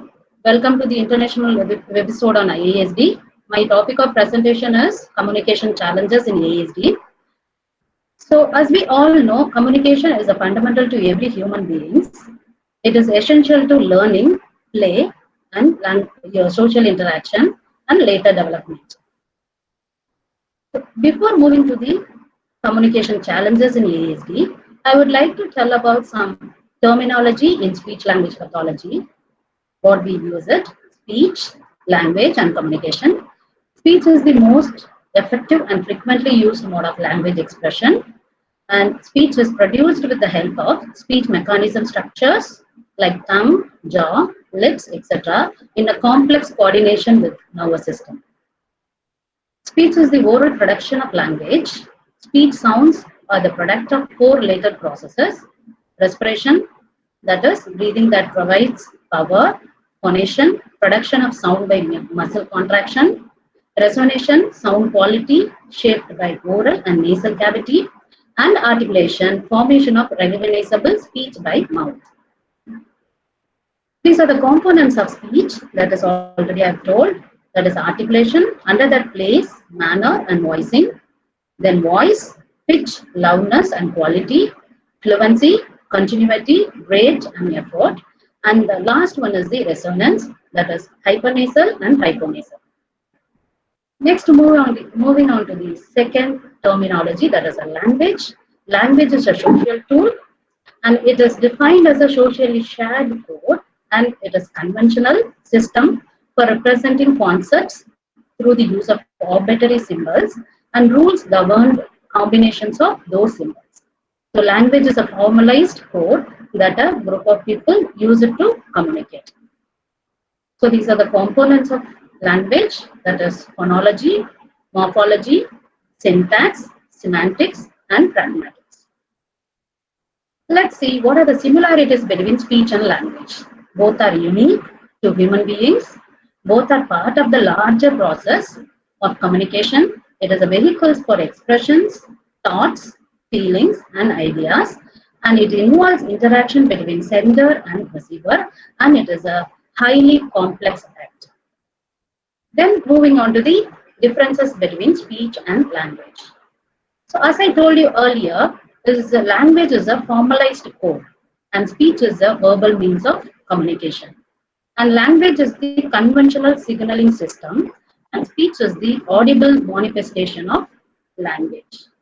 And languages may not require precise neuromuscular coordination of speech subsystems, and speech requires precise neuromuscular coordination of speech subsystems. And last, the languages is the neural processes and speech is the peripheral processes. So moving on to the third terminology, communication. Communication is mainly an active and intentional two-way process of exchange of messages. It shares feelings, emotions, desires, and ideas, and it serves to maintain relationships and to receive or give information throughout the day. So, speech and language are only a portion of communication. Other aspects of communication may enhance or mask the linguistic codes and rules. Those are paralinguistic aspects, that is intonation, stress, rate of speech, pause. Non-linguistic aspects, gestures, facial expressions, body postures, eye contact, head and body movement, and physical distance. And the last one is the metalinguistic aspects. It talks about language, analyze it, think about it, separate it from the context, and judge it. That is based on our knowledge of language. Let's see what are the speech chain. How do we speak? So there is a speaker and listener in our cycle, communication cycle. The stages in speech communication whereby the message moves from between the mind of the speaker and the listener of the mind. So through this idea of speech chain, we can see the information which is communicated linguistically to achieve some goal is encoded by the speaker into a sequence of articulatory gestures which generate sound. That sound is communicated to the listener, then processed by the hearing mechanism into a neural signal that is interpreted to extract the meaning of the utterance and the intention of the communicative act. So, what are the types of communication? As we all know, is a verbal, non-verbal, and written. So based on the language is useful, speech based on language is useful, and otherwise it may sound meaningless. So all the three terms are, that is communication, language, and speech, are interrelated. Moving on to the autism, the core area. It is a neurodevelopmental disorder and it is a significant impairments in social interaction, deficits in communication, and the presence of rigid behaviors and restricted interest. So what are the causal factors? Biological factors, they say abnormal brain patterns, high levels of serotonin level, a neurotransmitter, and abnormal development of the cerebellum, and the section of the brain that regulates the incoming sensations, multifocal disorders of the brain, and impairment of the neural subcortical structures with accompanying impairment in cortical development. Social environmental factors, it's related to parenting. And third one is the processing factors, difficulty in analyzing and integrating information, responding is very over selective, and it makes discrimination difficult for ASD. And it's a sensory processing may affect the rate of acquisition of language, social and communication skills, and so on. So what are the prevalence of ASD in Western countries? From, if you see from this 2011, 12, 17, 18 and 19 and 2020, the present prevalence, that is from Centers for Disease Control and Prevention, reported that 1 in 24 children are diagnosed with autism. Hello? Yes, ma'am. Okay. Next, moving on to prevalence of autism spectrum disorder in India. That is, if you see from 2014, 15, 16 and 17, 3 studies done in urban and rural areas, and they did it in community level, and that is in the, from Kerala, northwest state, Palakkad, Kerala and Kolkata, and they found that out of 1,0438, 17 people were identified, and 5 in 4750, 3 in 4200, and 26 in 8,362, and 6 in 11,000. So our changing conception of autism, that is from DSM-1 is given in year 1952, and DSM-2 in the year 1968. They divided autism as a autistic behaviors was a part of a childhood schizophrenia. In DSM-3, 1980, and they classified as a mental disorders, neurodevelopmental disorders, and pervasive developmental disorders. Under that, infantile autism, childhood onset PDD, and atypical autism. According to DSM-4 in 1994, they divided under PDD. Those are autistic disorder, PDD-NOS, Asperger's disorder, childhood disintegrative disorder, and Rett disorder. The recent one, that is DSM-5, came into the year 2013. They categorized under social communication deficits and restricted behaviors with the 3 levels of autism. One is level 1, level 2, and level 3, and this is already explained by the Dr. Sapna. So these are the 3 levels of autism spectrum disorders according to DSM-5, already told by Sapna madam. And moving on to the autism and the brain, these are the different areas in the brain are responsible for autism. Those are cerebral cortex, amygdala, hippocampus, basal ganglia, brainstem, cerebellum, and corpus callosum. There is a hypothesis, and researchers evidences shows that the mirror neuron system theory of autism hypothesis that distortion in the development of the MNS interferes with the imitation and leads to autism's core features of social impairment and communication difficulties. They contribute to an individual's understanding of others people to enabling the modeling of their behavior via embedded stimulation of their actions, intentions, and emotions.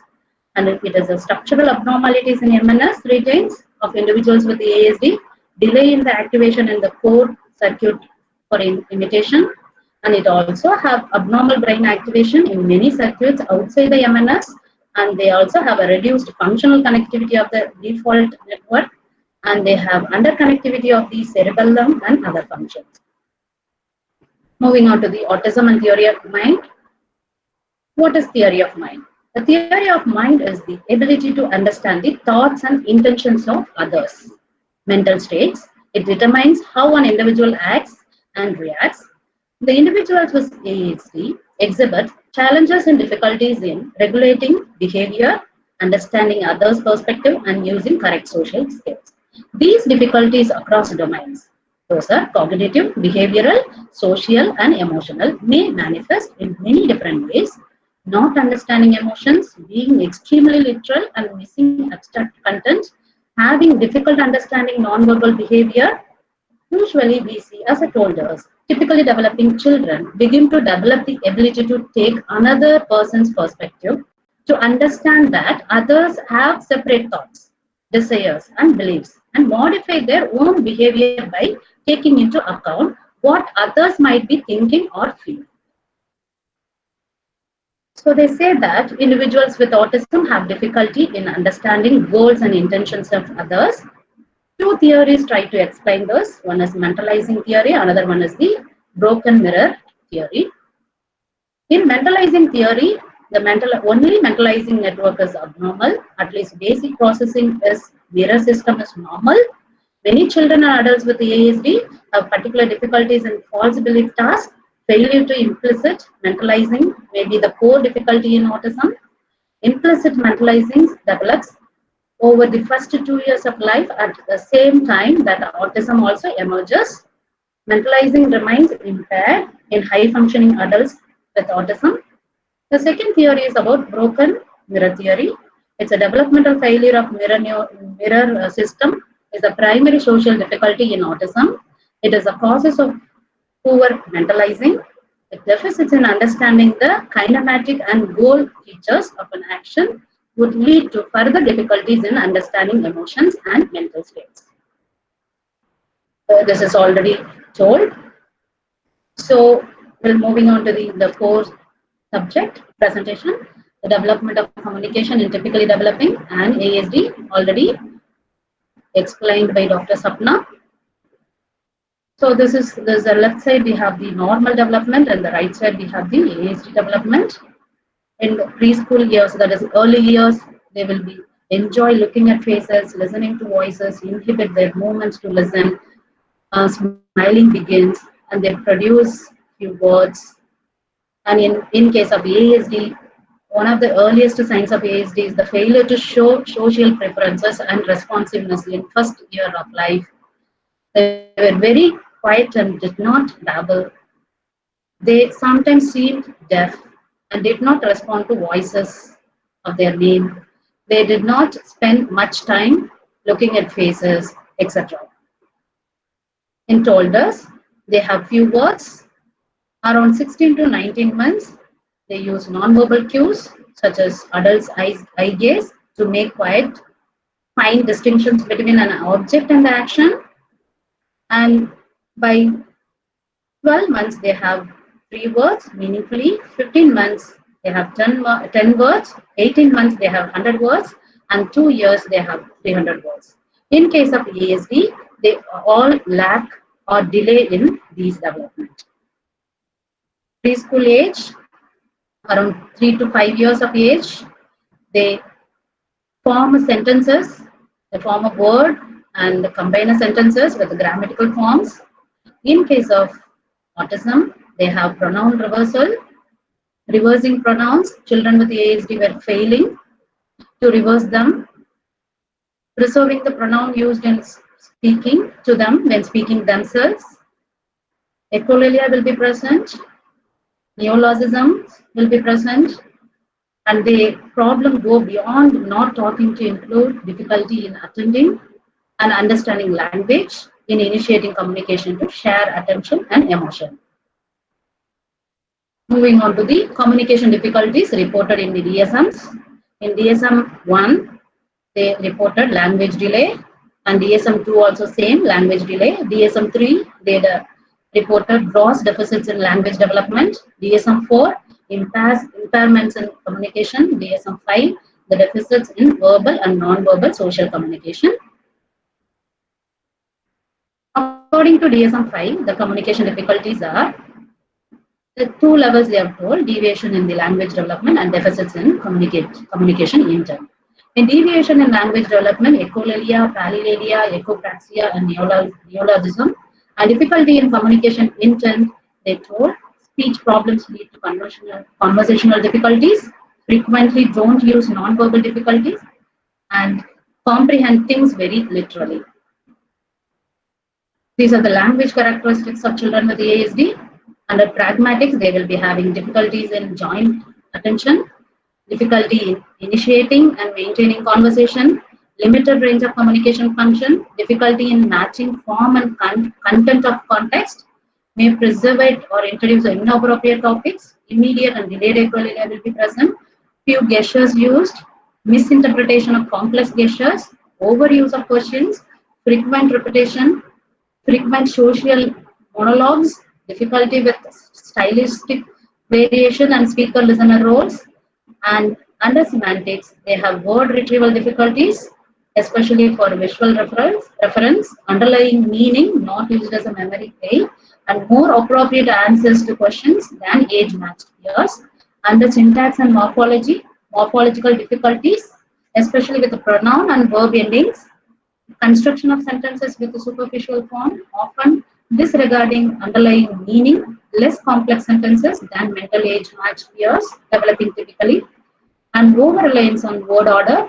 Under phonology, and is the least effective one component of the language, and comprehension, they have impaired comprehension, especially in connected discourse such as conversations. Prosody and ASD. ASD has been associated with the atypical voice characteristics, voice quality, together with the prosody aspects of pitch, duration, and intensity. They have monotonous voice, and they have speech as low, too slow or too quick, or they will be having too loud or too quiet speech, and they will be shifting between these two extremes.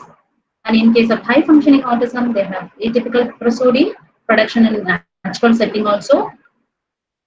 As a whole, in a summary, communication difficulties will be seen in all the areas of language and speech areas, that is receptive language, under that auditory memory will be affected, and expressive language, verbal, non-verbal, typical and atypical behaviors will be there. Vocabulary development will be less, concept development will be poor, grammar will be the problem, and narrative skills will be affected. Under social language, they lack prerequisite skills, communicative functions, non-verbal communication, conversational skills. Under speech, they lack intelligibility and they have oromotor problems, and under voice, they have prosodic features. In a summary, communication skills is a channel of social connectedness. It is typically a key target of intervention given the family's concerns about the not speaking. Additionally, communication delays significantly limit the child's expression and his or her ability to adapt to environment. Great differences are found in severity, especially in communication abilities. In general, these differences affect the pragmatic, semantic aspects of language and may reflect processing difficulties such as stimulus over-selectivity and storage of unanalyzed words. Holds. So early intervention is critical to maximizing outcome for children with ASD, but early identification is often difficult. Although SLPs alone do not make evaluations of children for ASD, they are a vital part of the evaluative team.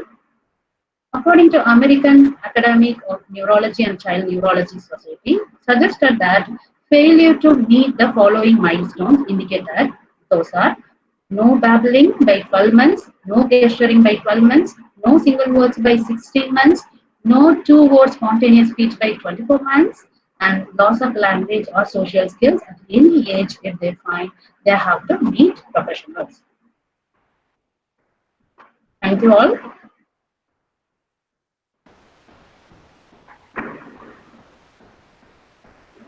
Thank you so much, ma'am.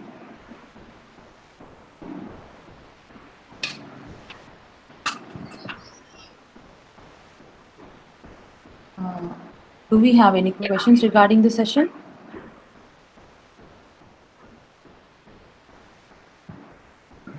Gayatri? Ma'am, can we Yeah. take up questions now or later in the session? ma'am? Later. Okay. So, fine. Let's move on to the next session. Okay. Thank you very much, ma'am, for your insightful and very informative presentation. Thank you. Let's move on to the next session. This will be the last session, as I said earlier. We're going to see about a trending topic in India now, which is on national education policy, which has been declared recently. For that, we have a speaker, Mr. Dhanavendan sir. To introduce about him, he is working as a special educator for cerebral palsy at NIEPMD Chennai from the year 2007 May. He started his career in special education in the year 1997. Sir has completed 23 years of service in the field of special education, teaching and training children with cerebral palsy and multiple disabilities. He has published 9 research articles in peer-reviewed journals with 1 Scopus Index journal. He has presented more than 21 scientific paper presentations in national and 12 papers in international conferences.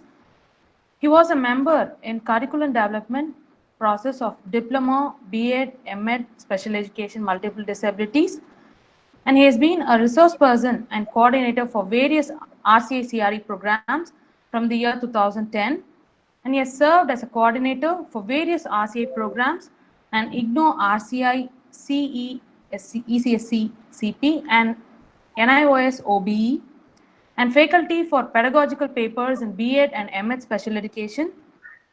Served as a technical person for selection of special education in Pondicherry for Department of Education to place in SSA, and been a technical member for development of overseas curriculum for Diploma Special Education Multiple Disabilities, B.Ed Special Education Multiple Disabilities, Inclusive Education Program for Annamala University.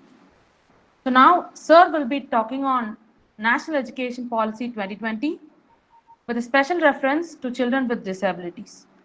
Sir, I request you to take over this session, sir. Pleasure and honor. It is a extended, description about me.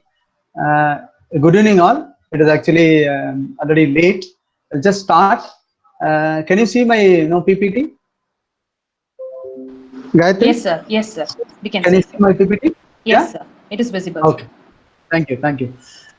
It's a great pleasure to tell about I am working with children with disabilities. So I love children with disabilities. Past 23 years, I'm working with children with cerebral palsy with multiple disabilities. It is privilege to talk about for them, for the happening here, and it is not only the education for both. It is both. Here, the famous quote: "Some of the brightest minds in the country can be found on the last benches of the classroom." Mostly we see that Mapla last because hi Marks, you are sitting last. So this is APJ, Dr. APJ Abdul Kalam said, the country, the last benches students will be the brightest. And the Albert Einstein also told that it is a training of the mind, not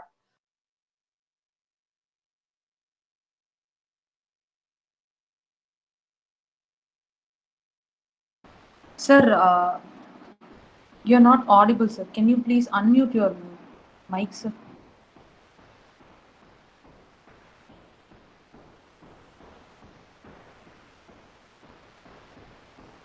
Your microphone is on mute, I think, sir. Mute mode, yes. Sorry. Yes, sir. Sorry. Okay. Yes, sir. Sorry. I'm extremely sorry. Some of the brightest minds in the country can be found on the last benches of the classroom. Dr. APJ Abdul Kalam said, "It is making the mind to think." Albert Einstein and Swami Vivekananda said that manifestation of perfection present already in man, because it is already there. We want to draw it out what he is. And our father of nation, Mahatma Gandhi said, all-round drawing of the best in child and man in body, mind, spirit. Actually, the national education policy connects that our Indian education system, where we have to come back from the oldest Indian system to new. We want to see that the changes, that's what they have brought it. Just we'll go through it, you'll see that.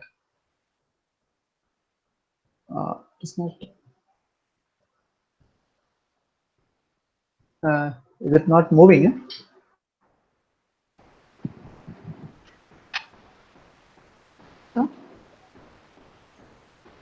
Okay. It's not moving. Okay.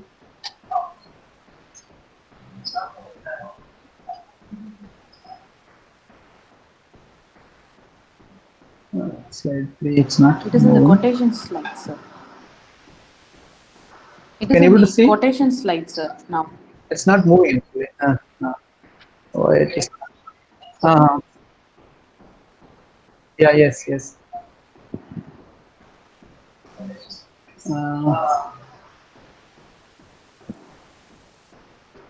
So can you try presenting again, sir? Stop presenting and then presenting again, It sir. is not moving. Yeah. Yes, sir. Yes.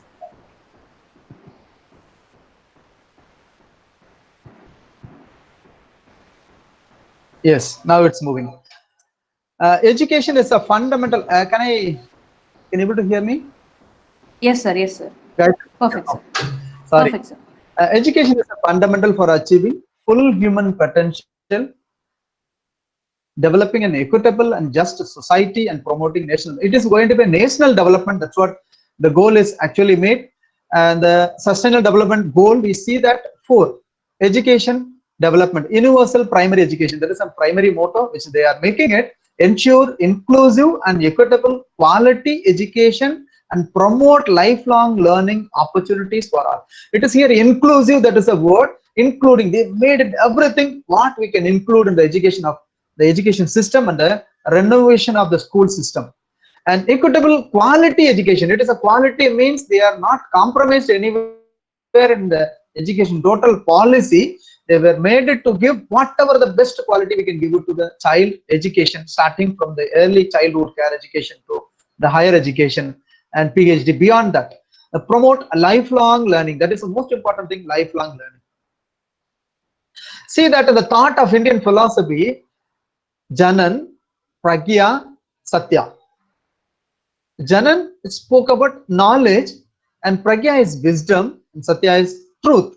So knowledge is gathered from learning and education. It is happening in the environment, where in the classroom or home, wherever you get learning and education.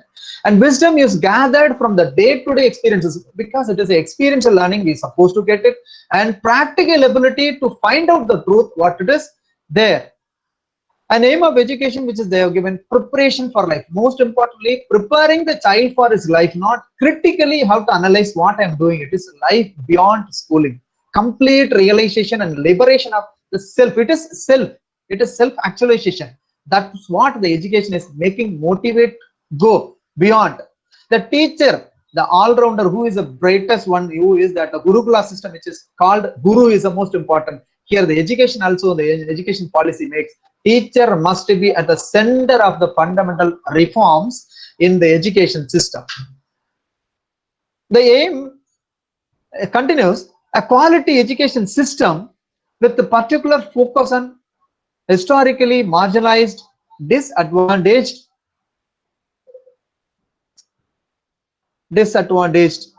and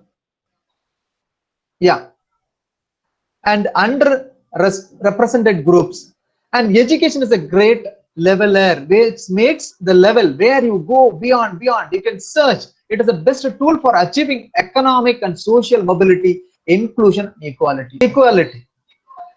And it's inimitable artistic language, knowledge, tradition, because we have culturally we are different, language we are different, artists we are having a music ability, that all-round development, art, singing, dance, movement, and that it brings the strong ethics in India. Young people is considered critical for purposes national pride, self-confidence, self-knowledge, cooperation, and integration.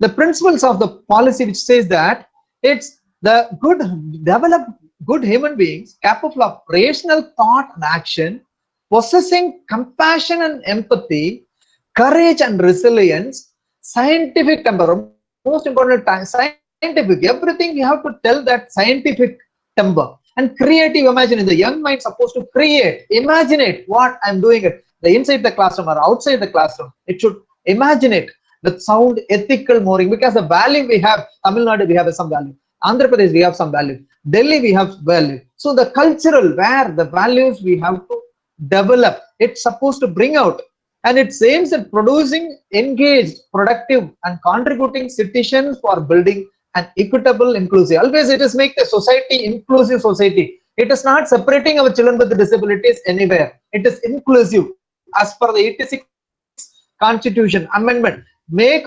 everybody has to have a primary education starting from 6 years to 14 years. Now it is mandate, like it starts from early childhood care education.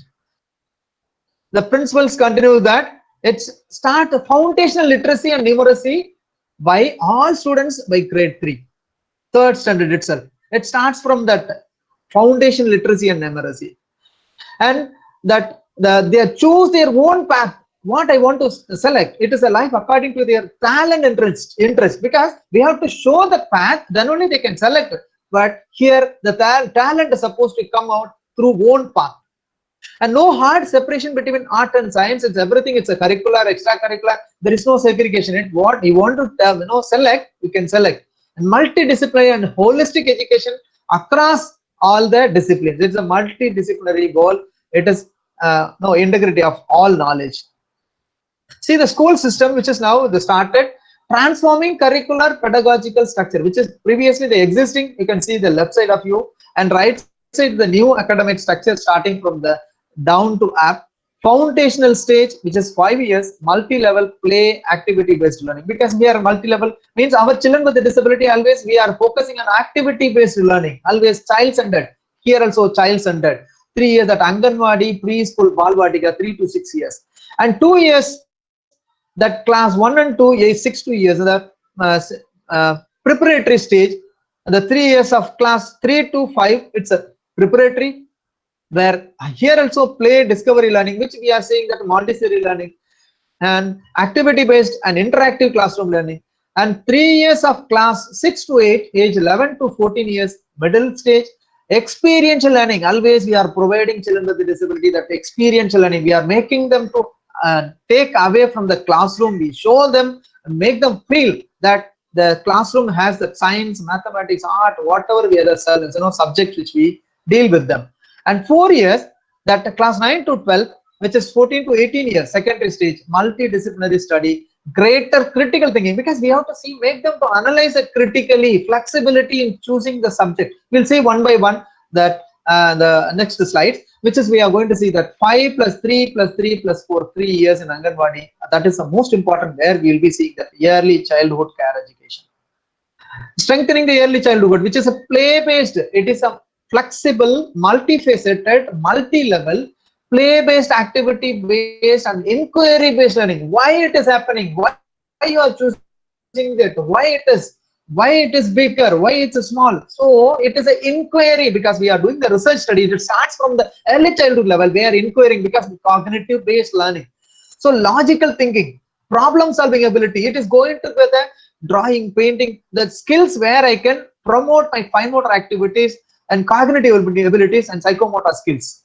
Where you'll see that the overall aim of early childhood care education will be to attain optimal outcomes, maximum. It's a domain of physical and motor development, which children with the disabilities, we always seeing the components of 5 components, where motor development, cognitive development, social development, and communication and academics, where here you see that everything is there. It is a physical, motor, cognitive, socio-emotional, ethical development, cultural, artistic development, and the development of communication and early language literacy and numeracy. Because that quotation we have seen that it is drawing out the perfection from the man and the child. It is already thinking mind, where we will be making them to see something changes, where it is happening, what is happening. So it is envisaged that period Am I audible, Gayatri? Yes, sir, you're audible, sir. Thank you. So it is envisaged that prior to the age of 5, every child will move to the preparatory class, Balvatika. Definitely they will go. They're supposed to go. This is before class 1, which has an ECC qualified teacher, because now the qualified, you see the qualified educators. Previously we may have the teacher 8th standard who is 10th standard, maybe they adopted as a teacher, maybe they qualified as a teacher. Now it is early childhood care education is a primary qualification for a teacher. So the learning in the preparatory class shall be based primarily on play-based, no writing, reading. It is a play-based, developing cognitive, affective, which I told you though previous slides, that a cognitive, affective, psychomotor abilities, where the early literacy and numeracy is behind. And foundational literacy and numeracy and urgent necessary prerequisite to learning, because the early child education it is needed. All grade from one student, grade 1 student will undergo a 3-month long school preparation model. There are preparation, so many things are there. The people ratio 30:1. Midday meal program. It is expanded through the pre-primary level. Primary school students also. Technological intervention, which is started age to teacher. It is supporting the teacher where they are supposed to use technological invention and intervention to the school education. And then school libraries expanded to build a culture of reading and communication. Providing library, it is actually given in the Right to Education Act. Every school must have a library. It's everything that it is a comprehensive education policy made everything. It's interlinked and they made it. Remedial instruction, which is children with disabilities, we already have that. SSC teachers, they are doing it in the general education classroom, remedial instruction, where the general education classroom teacher teaching, and they also supporting the children with the learning disability, special needs, who is RPWD Act says 21 disability, and the neurodevelopmental disabilities are concerned. The National Tutor Program, it is comprising peer tutor, a remedial instruction aids program. It is actually they see that one-on-one peer tutoring. It is actually, it's a model for special education, peer tutoring. There is the technique which we are doing. A brightest student will be teaching a child who is needed help. And here the social worker and counselors, we need a counselor, social worker in the schools. We need to develop there are mental health issues also is there in the children because of overburden. Now it is going to be reduced slowly by that years where they will be having a community year. Parental participation and mobilization of the local community and volunteers. It's leveraged to ensure the policy goals related to foundational literacy and numeracy are met. And trained qualified social worker, which is civil society, where they will be identified through the Department of Social Justice and number, where NIEPMD or National Institute under the Department of Empowerment of Persons with Disability will be taking care of mandating that social worker and counselors to be placed in the schools. Libraries, which I told you that enjoyable and inspirational book where the local languages it's concerned, because mother tongue, it's Tamil Nadu means Tamil and Andhra Pradesh it's Telugu, like that it is a statewide, what is the main languages, it is available, should be available in all the languages in the libraries, where the age ranges 3 to 6 years has access to free, safe, high quality, developmentally appropriate care and education by 2025. It is a mantra which they have given. It is making mandatory and curtailing dropout. Actually, it is actually related to general education as well as special education. See that because we made it that actually Sarva Shiksha Abhiyan came and we started assessing the child and making the children to be, and they do, and in between there was a lot of dropouts. Why? Because there was not the curriculum was not properly managed, adaptation and content analysis, modification, and it was a problem for the teachers.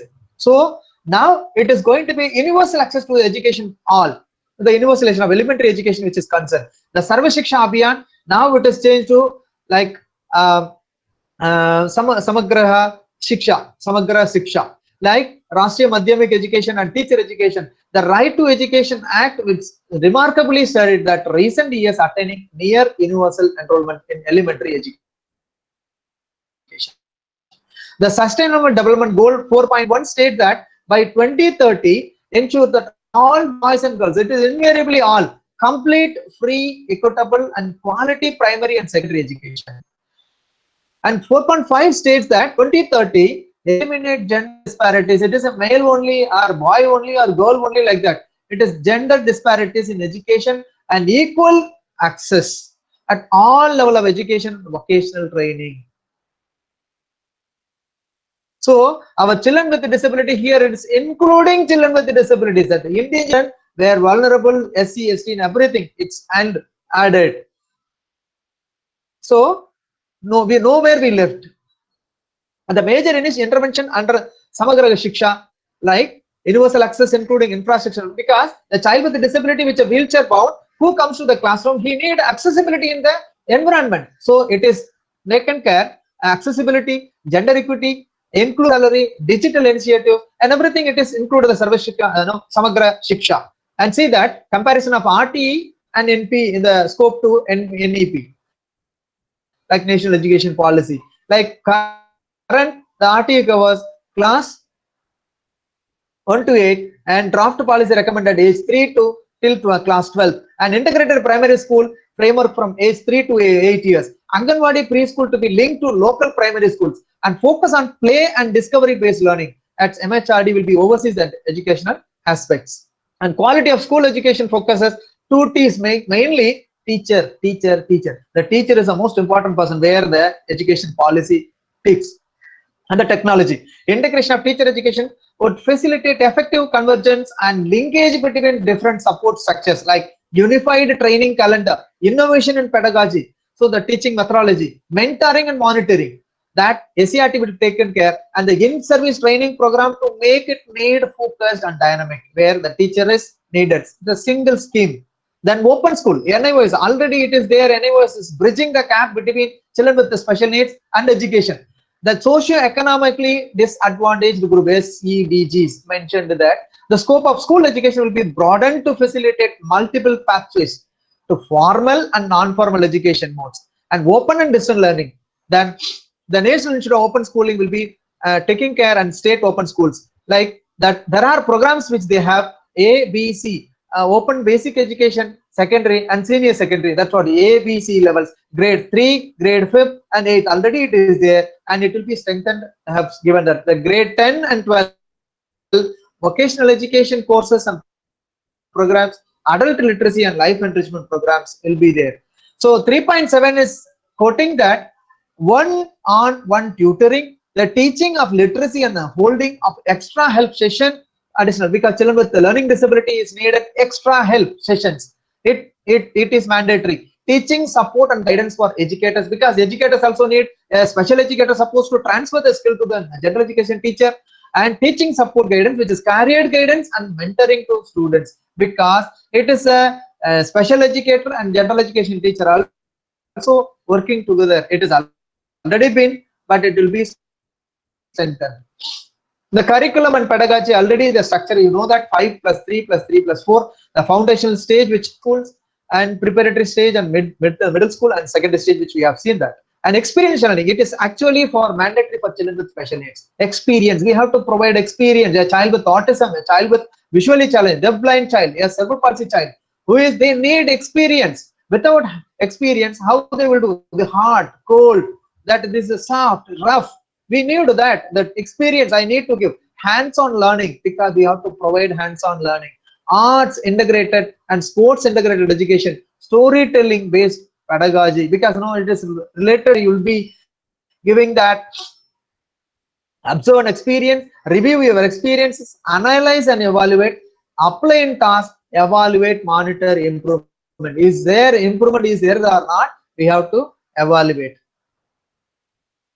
And books and materials, the foundational stage will consist of 5 years of flexible, multi-level play activity based learning, which already said. Flexible curriculum, you can choose what you want to do. The next slide we will be seeing that promoting local languages. So mother tongue is most important. First start with the mother tongue, and you can add, you know, don't want to delete, you can add. It's a promoting local language, and multilingual also it is promoting that. Recruitment of language teacher, Tamil, English, whatever it is provided, high quality textbooks will be made available in local languages as needed, and feasible and material will be developed for students. If suppose there is no material for children with disabilities, now see right side there is a Thiran and Panchatantra. It is the best evidence which we have that need based materials developed for students with the disabilities. If no, it is not available, but you develop, it will be available for children with disabilities. Vocational exposure starts from 6th grade, 6th to 8th, 9 to 12 years, and NCF will revise the next new textbooks. The language for special population, where Indian language, sign languages will be taken care, standardized across the country, and national and state curriculum materials developed. Local sign language will be respected because it is already some languages taught as well. Where possible, relevantly we can use it. Article 24 it specifies that specific need of children with severe and complex sensory impairment for access to specific support to learning, such as sign languages, braille, and low vision aids. Because children with any disability, they will be supported through the specific support for learning. Other children with a disability may also need modification to the curriculum, to styles of learning, because we have auditory learner, visual learner, kinesthetic learner, and more of that style of teaching, and to organization of the classroom related to adaptation, modification, accommodation, and universal design for learning will be taken care. And parents and the children themselves have to be the partner, because without them we can't do anything, because they are the real a teacher for the children with disabilities or any child who is related to the concern of education. So reduction in curriculum, it is going to be the national education policy makes that curriculum score essential curriculum, critical thinking, focus on critical thinking, inquiry based learning, interactive classes. So the portion will be reduced, the curriculum will be reduced, and experiential learning will be more. Fun, creative, collaborative, and explorative activities in the classroom will happen. So we'll see an assessment for student development. It is going to be a summative and test higher order skills such as analyze, critical thinking, and conceptual clarity, where the cognitive, affective, psychomotor, about knowing, about attitude and skills, about the skills what I learned. The progress of learner assessed in the cognitive, affective, and psychomotor domains. I said the teacher is the most important person, the torch bearer of change. Gayatri, can I have time? Yes, sir, you have, sir. Yes. You have 10 more minutes, yes, sir. Okay, thank you. Then 5.4, yeah, this redesigned teacher eligibility test, because we are seeing that teacher eligibility test is the most important thing now. They are going to redesign, followed by interview, because mostly we see interview only happen, examination, interview will be sometime, but it is going to be teaching demonstration. Most of the teacher, they will be asked to demonstrate a particular teaching while they are interviewed. And recruitment of teachers, talented, the local teachers, local language, and women's will be given a priority basis on selection of recruitment. The continuous teacher professional development is mandatory in Rehabilitation Council of India. As per special education, it is happening. Continuous teacher professional development is happening, where CRE program is concerned, short-term training programs, continuing rehabilitation education. And here the general education concern is a modular approach, induction program for beginners, technology-based system, choice-based professional development. Then career management and progression. The remedial program will be established at all centers, because helping the teachers to help the students with specific learning disability and children with developmental disabilities. Then school management committee, it is a high quality materials of TLM also it is preparing. That school management committee should ensure that what is available, what should be done with that a new education policy is mandated. Education administration, it is the most important thing. All special educator or teachers, all teachers will be able to move into either educational administration or teacher education. If a teacher who is having a master's and PhD, who is having a well-to-do experience, and he is working in any general education or special education, if he is attending any interview, if he is selected for any post which is related to educational administration or teacher education, it is making that minimum number of years of teaching experience, because national education, the teacher can be administrator or he is a teacher. Educational administrative position will be reserved for outstanding teachers who are interested in administration. That is the most important thing. We'll see that there are a lot of things for teachers and children with general children as well as children with disabilities. And 5.19, there is a vertical mobility of teachers based on merit will be the paramount. Outstanding teachers with the demonstrated leadership and management skills would be trained over time. It is training also is there. Take an academic leadership position and through the BRC, CRC, BITA and DIET. Professional standard for teachers. A common guiding set of national professional standard for teachers developed by 2022. National Council for Teacher Education will restructure new forms as a professional standard setting body. It is already RC is there and NCRT, SCRT, the General Education Council will be there and they will be making it. And special educators, especially see the special educator, they are given 5.1. There is an urgent need for additional special educator for certain areas of school education because we are the most important people. We have to support children with the disabilities. It is they made it mandatory. Some example of such specialist we are called specialist requirements include subject teaching for children as primary. We are there diploma holder and BA middle school and masters where they will be going for a secondary school level, including teaching for a specific learning disability because it is a certification we need to have a specific learning disability. Or the teachers, now you see that how it is the embedded system which is coming there. Such teacher would require not only subject teaching knowledge and understanding of subject related aims of education.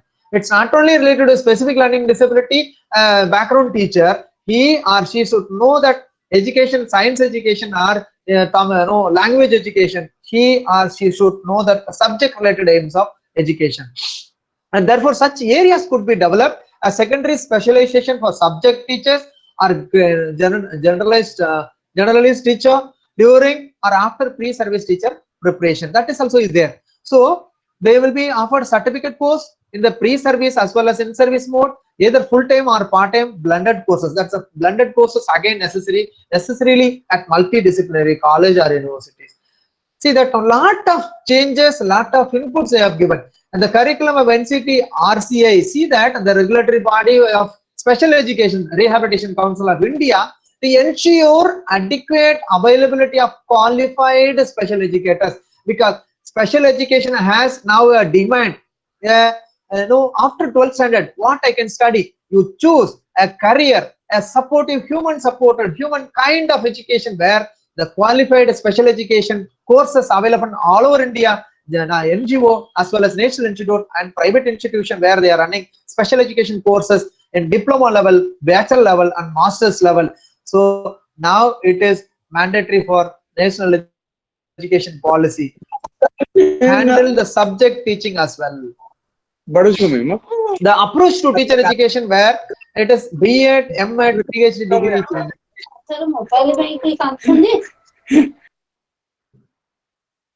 4 years integrated teacher training courses, ODL, and it is the rehabilitation professional. Council of India. Somebody is Gayatri. Can I go? Yes, sir. You can carry on, sir. I have removed it. Somebody turned on the mic. I have removed them. You can continue, sir.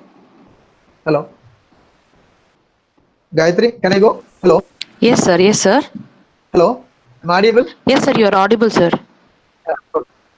So they have as per RCA, as per RCA, clinical psychologist, hearing aid, I'm continuing. So rehabilitation professionals means it's as per RCA, clinical psychologist, hearing aid and ear mold technicians, audiologists and speech therapists, rehabilitation engineers and technicians. Here see that fifth one, special teacher for educating and training the handicapped because it is educating and training. It is the certificate already we are teachers. We are that educating and training the children with disabilities. So vocational counselors, employment officers, and multi-purpose rehabilitation therapists, which is as per the PWD Act, says that with the special needs received equal opportunities, education, employment, vocational training, reservation, and rehabilitation of person with disability as well. That it is ensuring that the national education policy ensure. Then equitable and inclusive education. See that learning for all. It is SADG, socially, economically disadvantaged groups, which is including children with disabilities. So according to education, there are differently abled children 1.1%, 0.2, 0.25%, with even greater decline for female children where dropout, because we need to provide education enrollment without dropout. That is the most important. Bring all the children into the mainstream education. Live and study together with or without disabilities.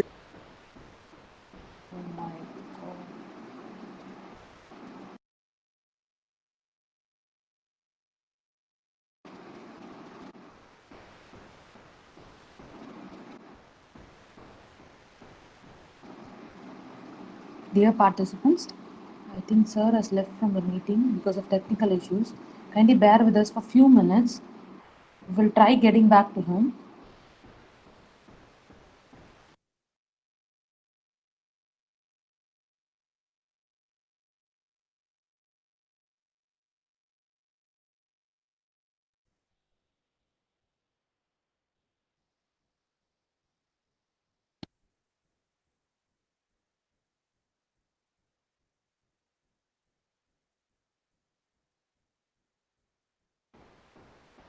We are trying to connect him back.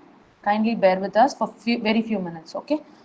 So meanwhile, I'll make an announcement that most people are asking for feedback form now. Feedback forms will not be shared in the chat box. We will be sending you feedback form individually to your respective email IDs. Yes, sir has come back. Yes, sir. Yes. Sorry.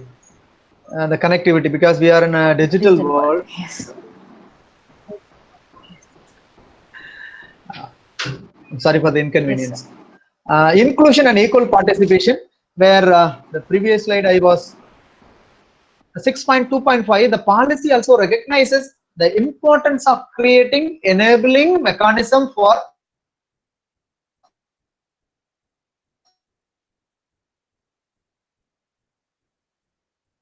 providing children with special needs, Divyang, any other child, because it's separated. No, it is any child who is studying should be the opportunities provided the same any other child.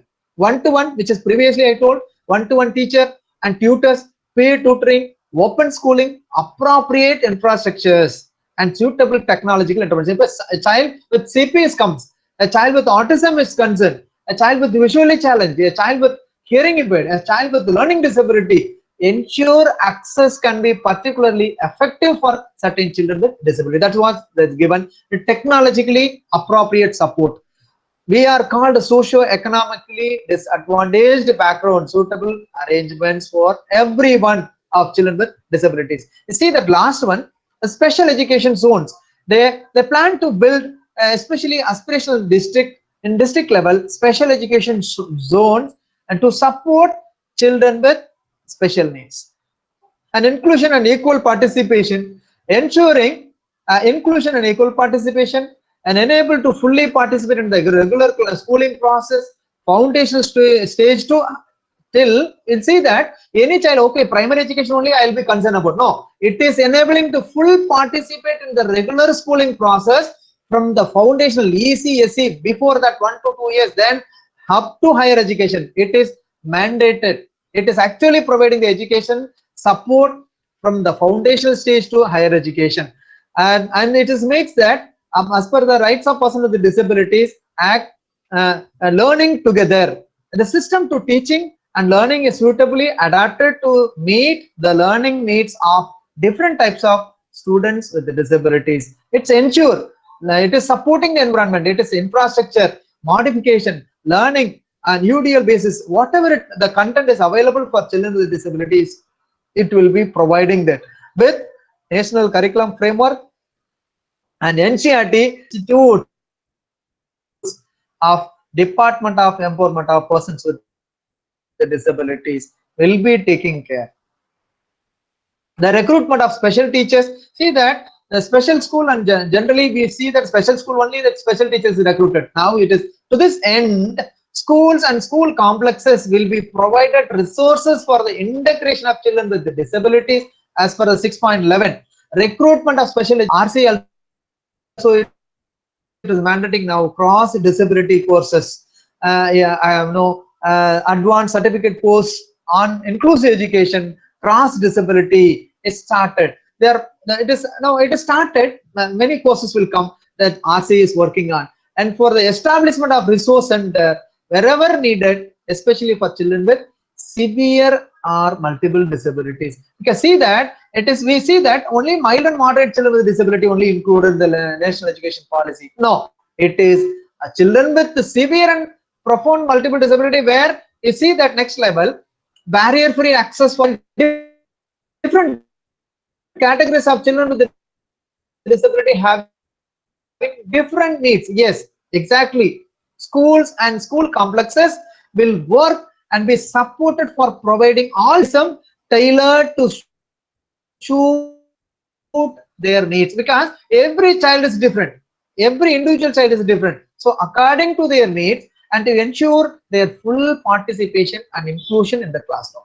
so nobody is left. So then say that assistive devices and appropriate technology based tools, as well as adequate and language appropriate teaching, because it's on the Tamil means Tamil medium, English means English medium, whatever the large print and braille, nobody is left.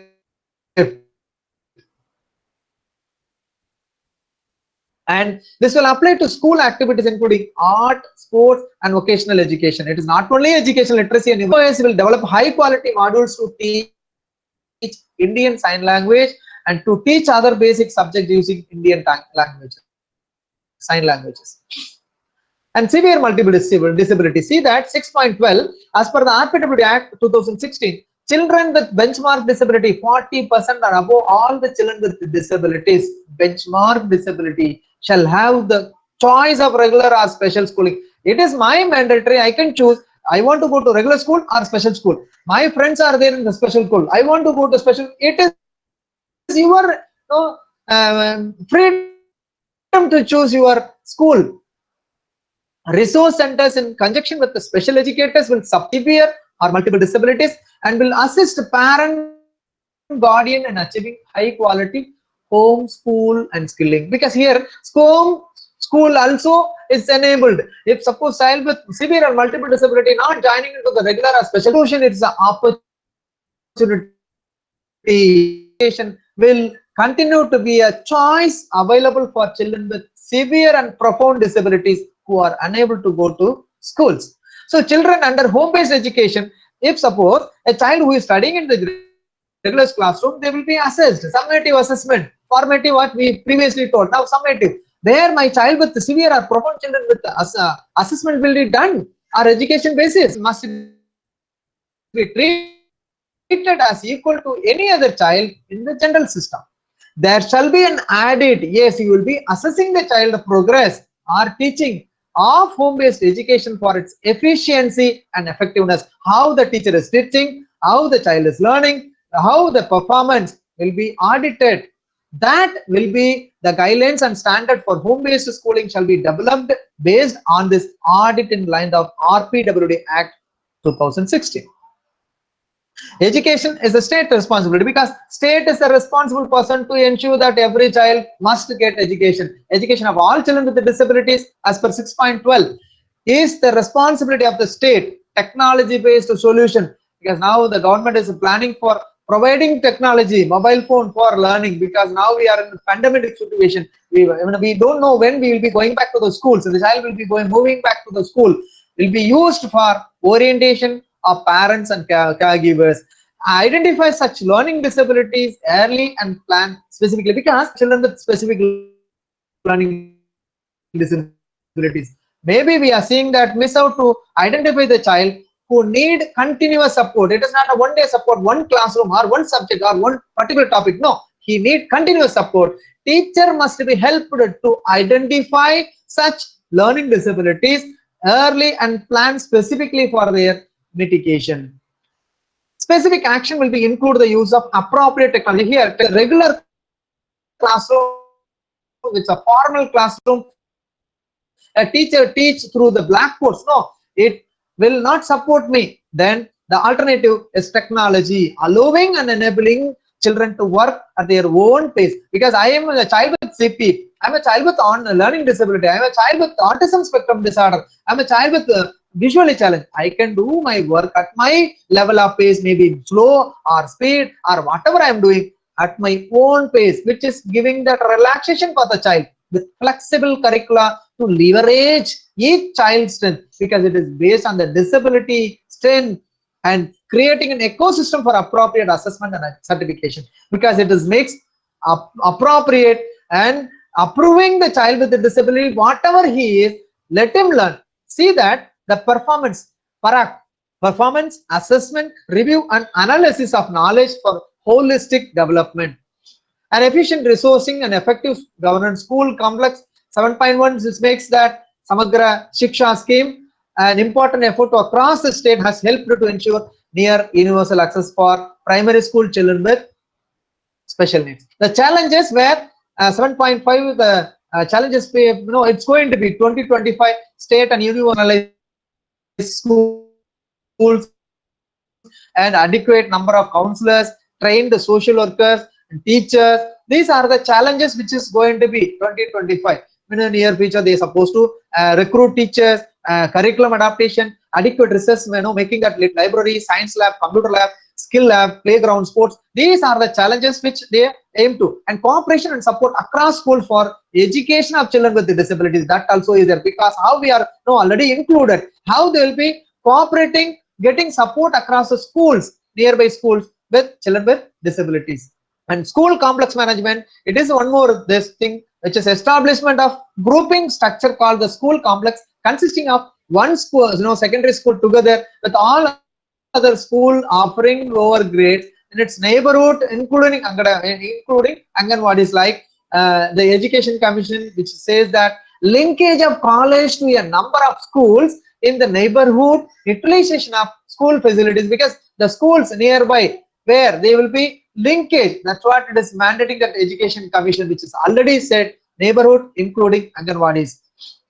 Education facilities,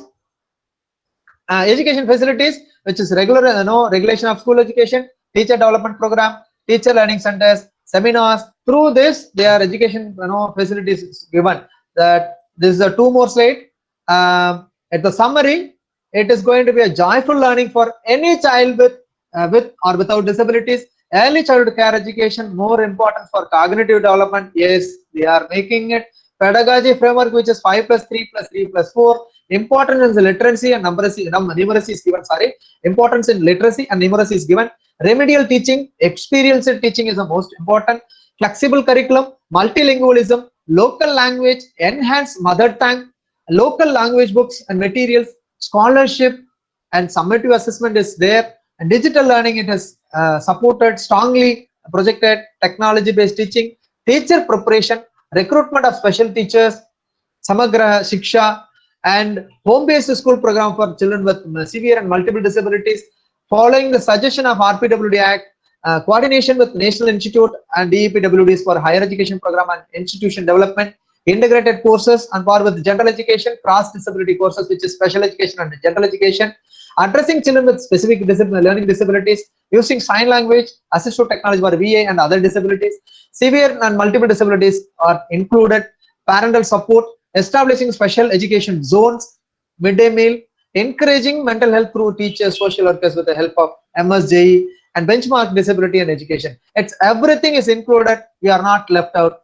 Thanks a lot for patient listening. Thank you so much, sir. Please. Yeah, it was a very informative session on National Education Policy 2020. Thank you for throwing light on specific to children with disability, sir. It was an elaborate presentation and it was insightful presentation too. So thank you very much, sir. Thank you.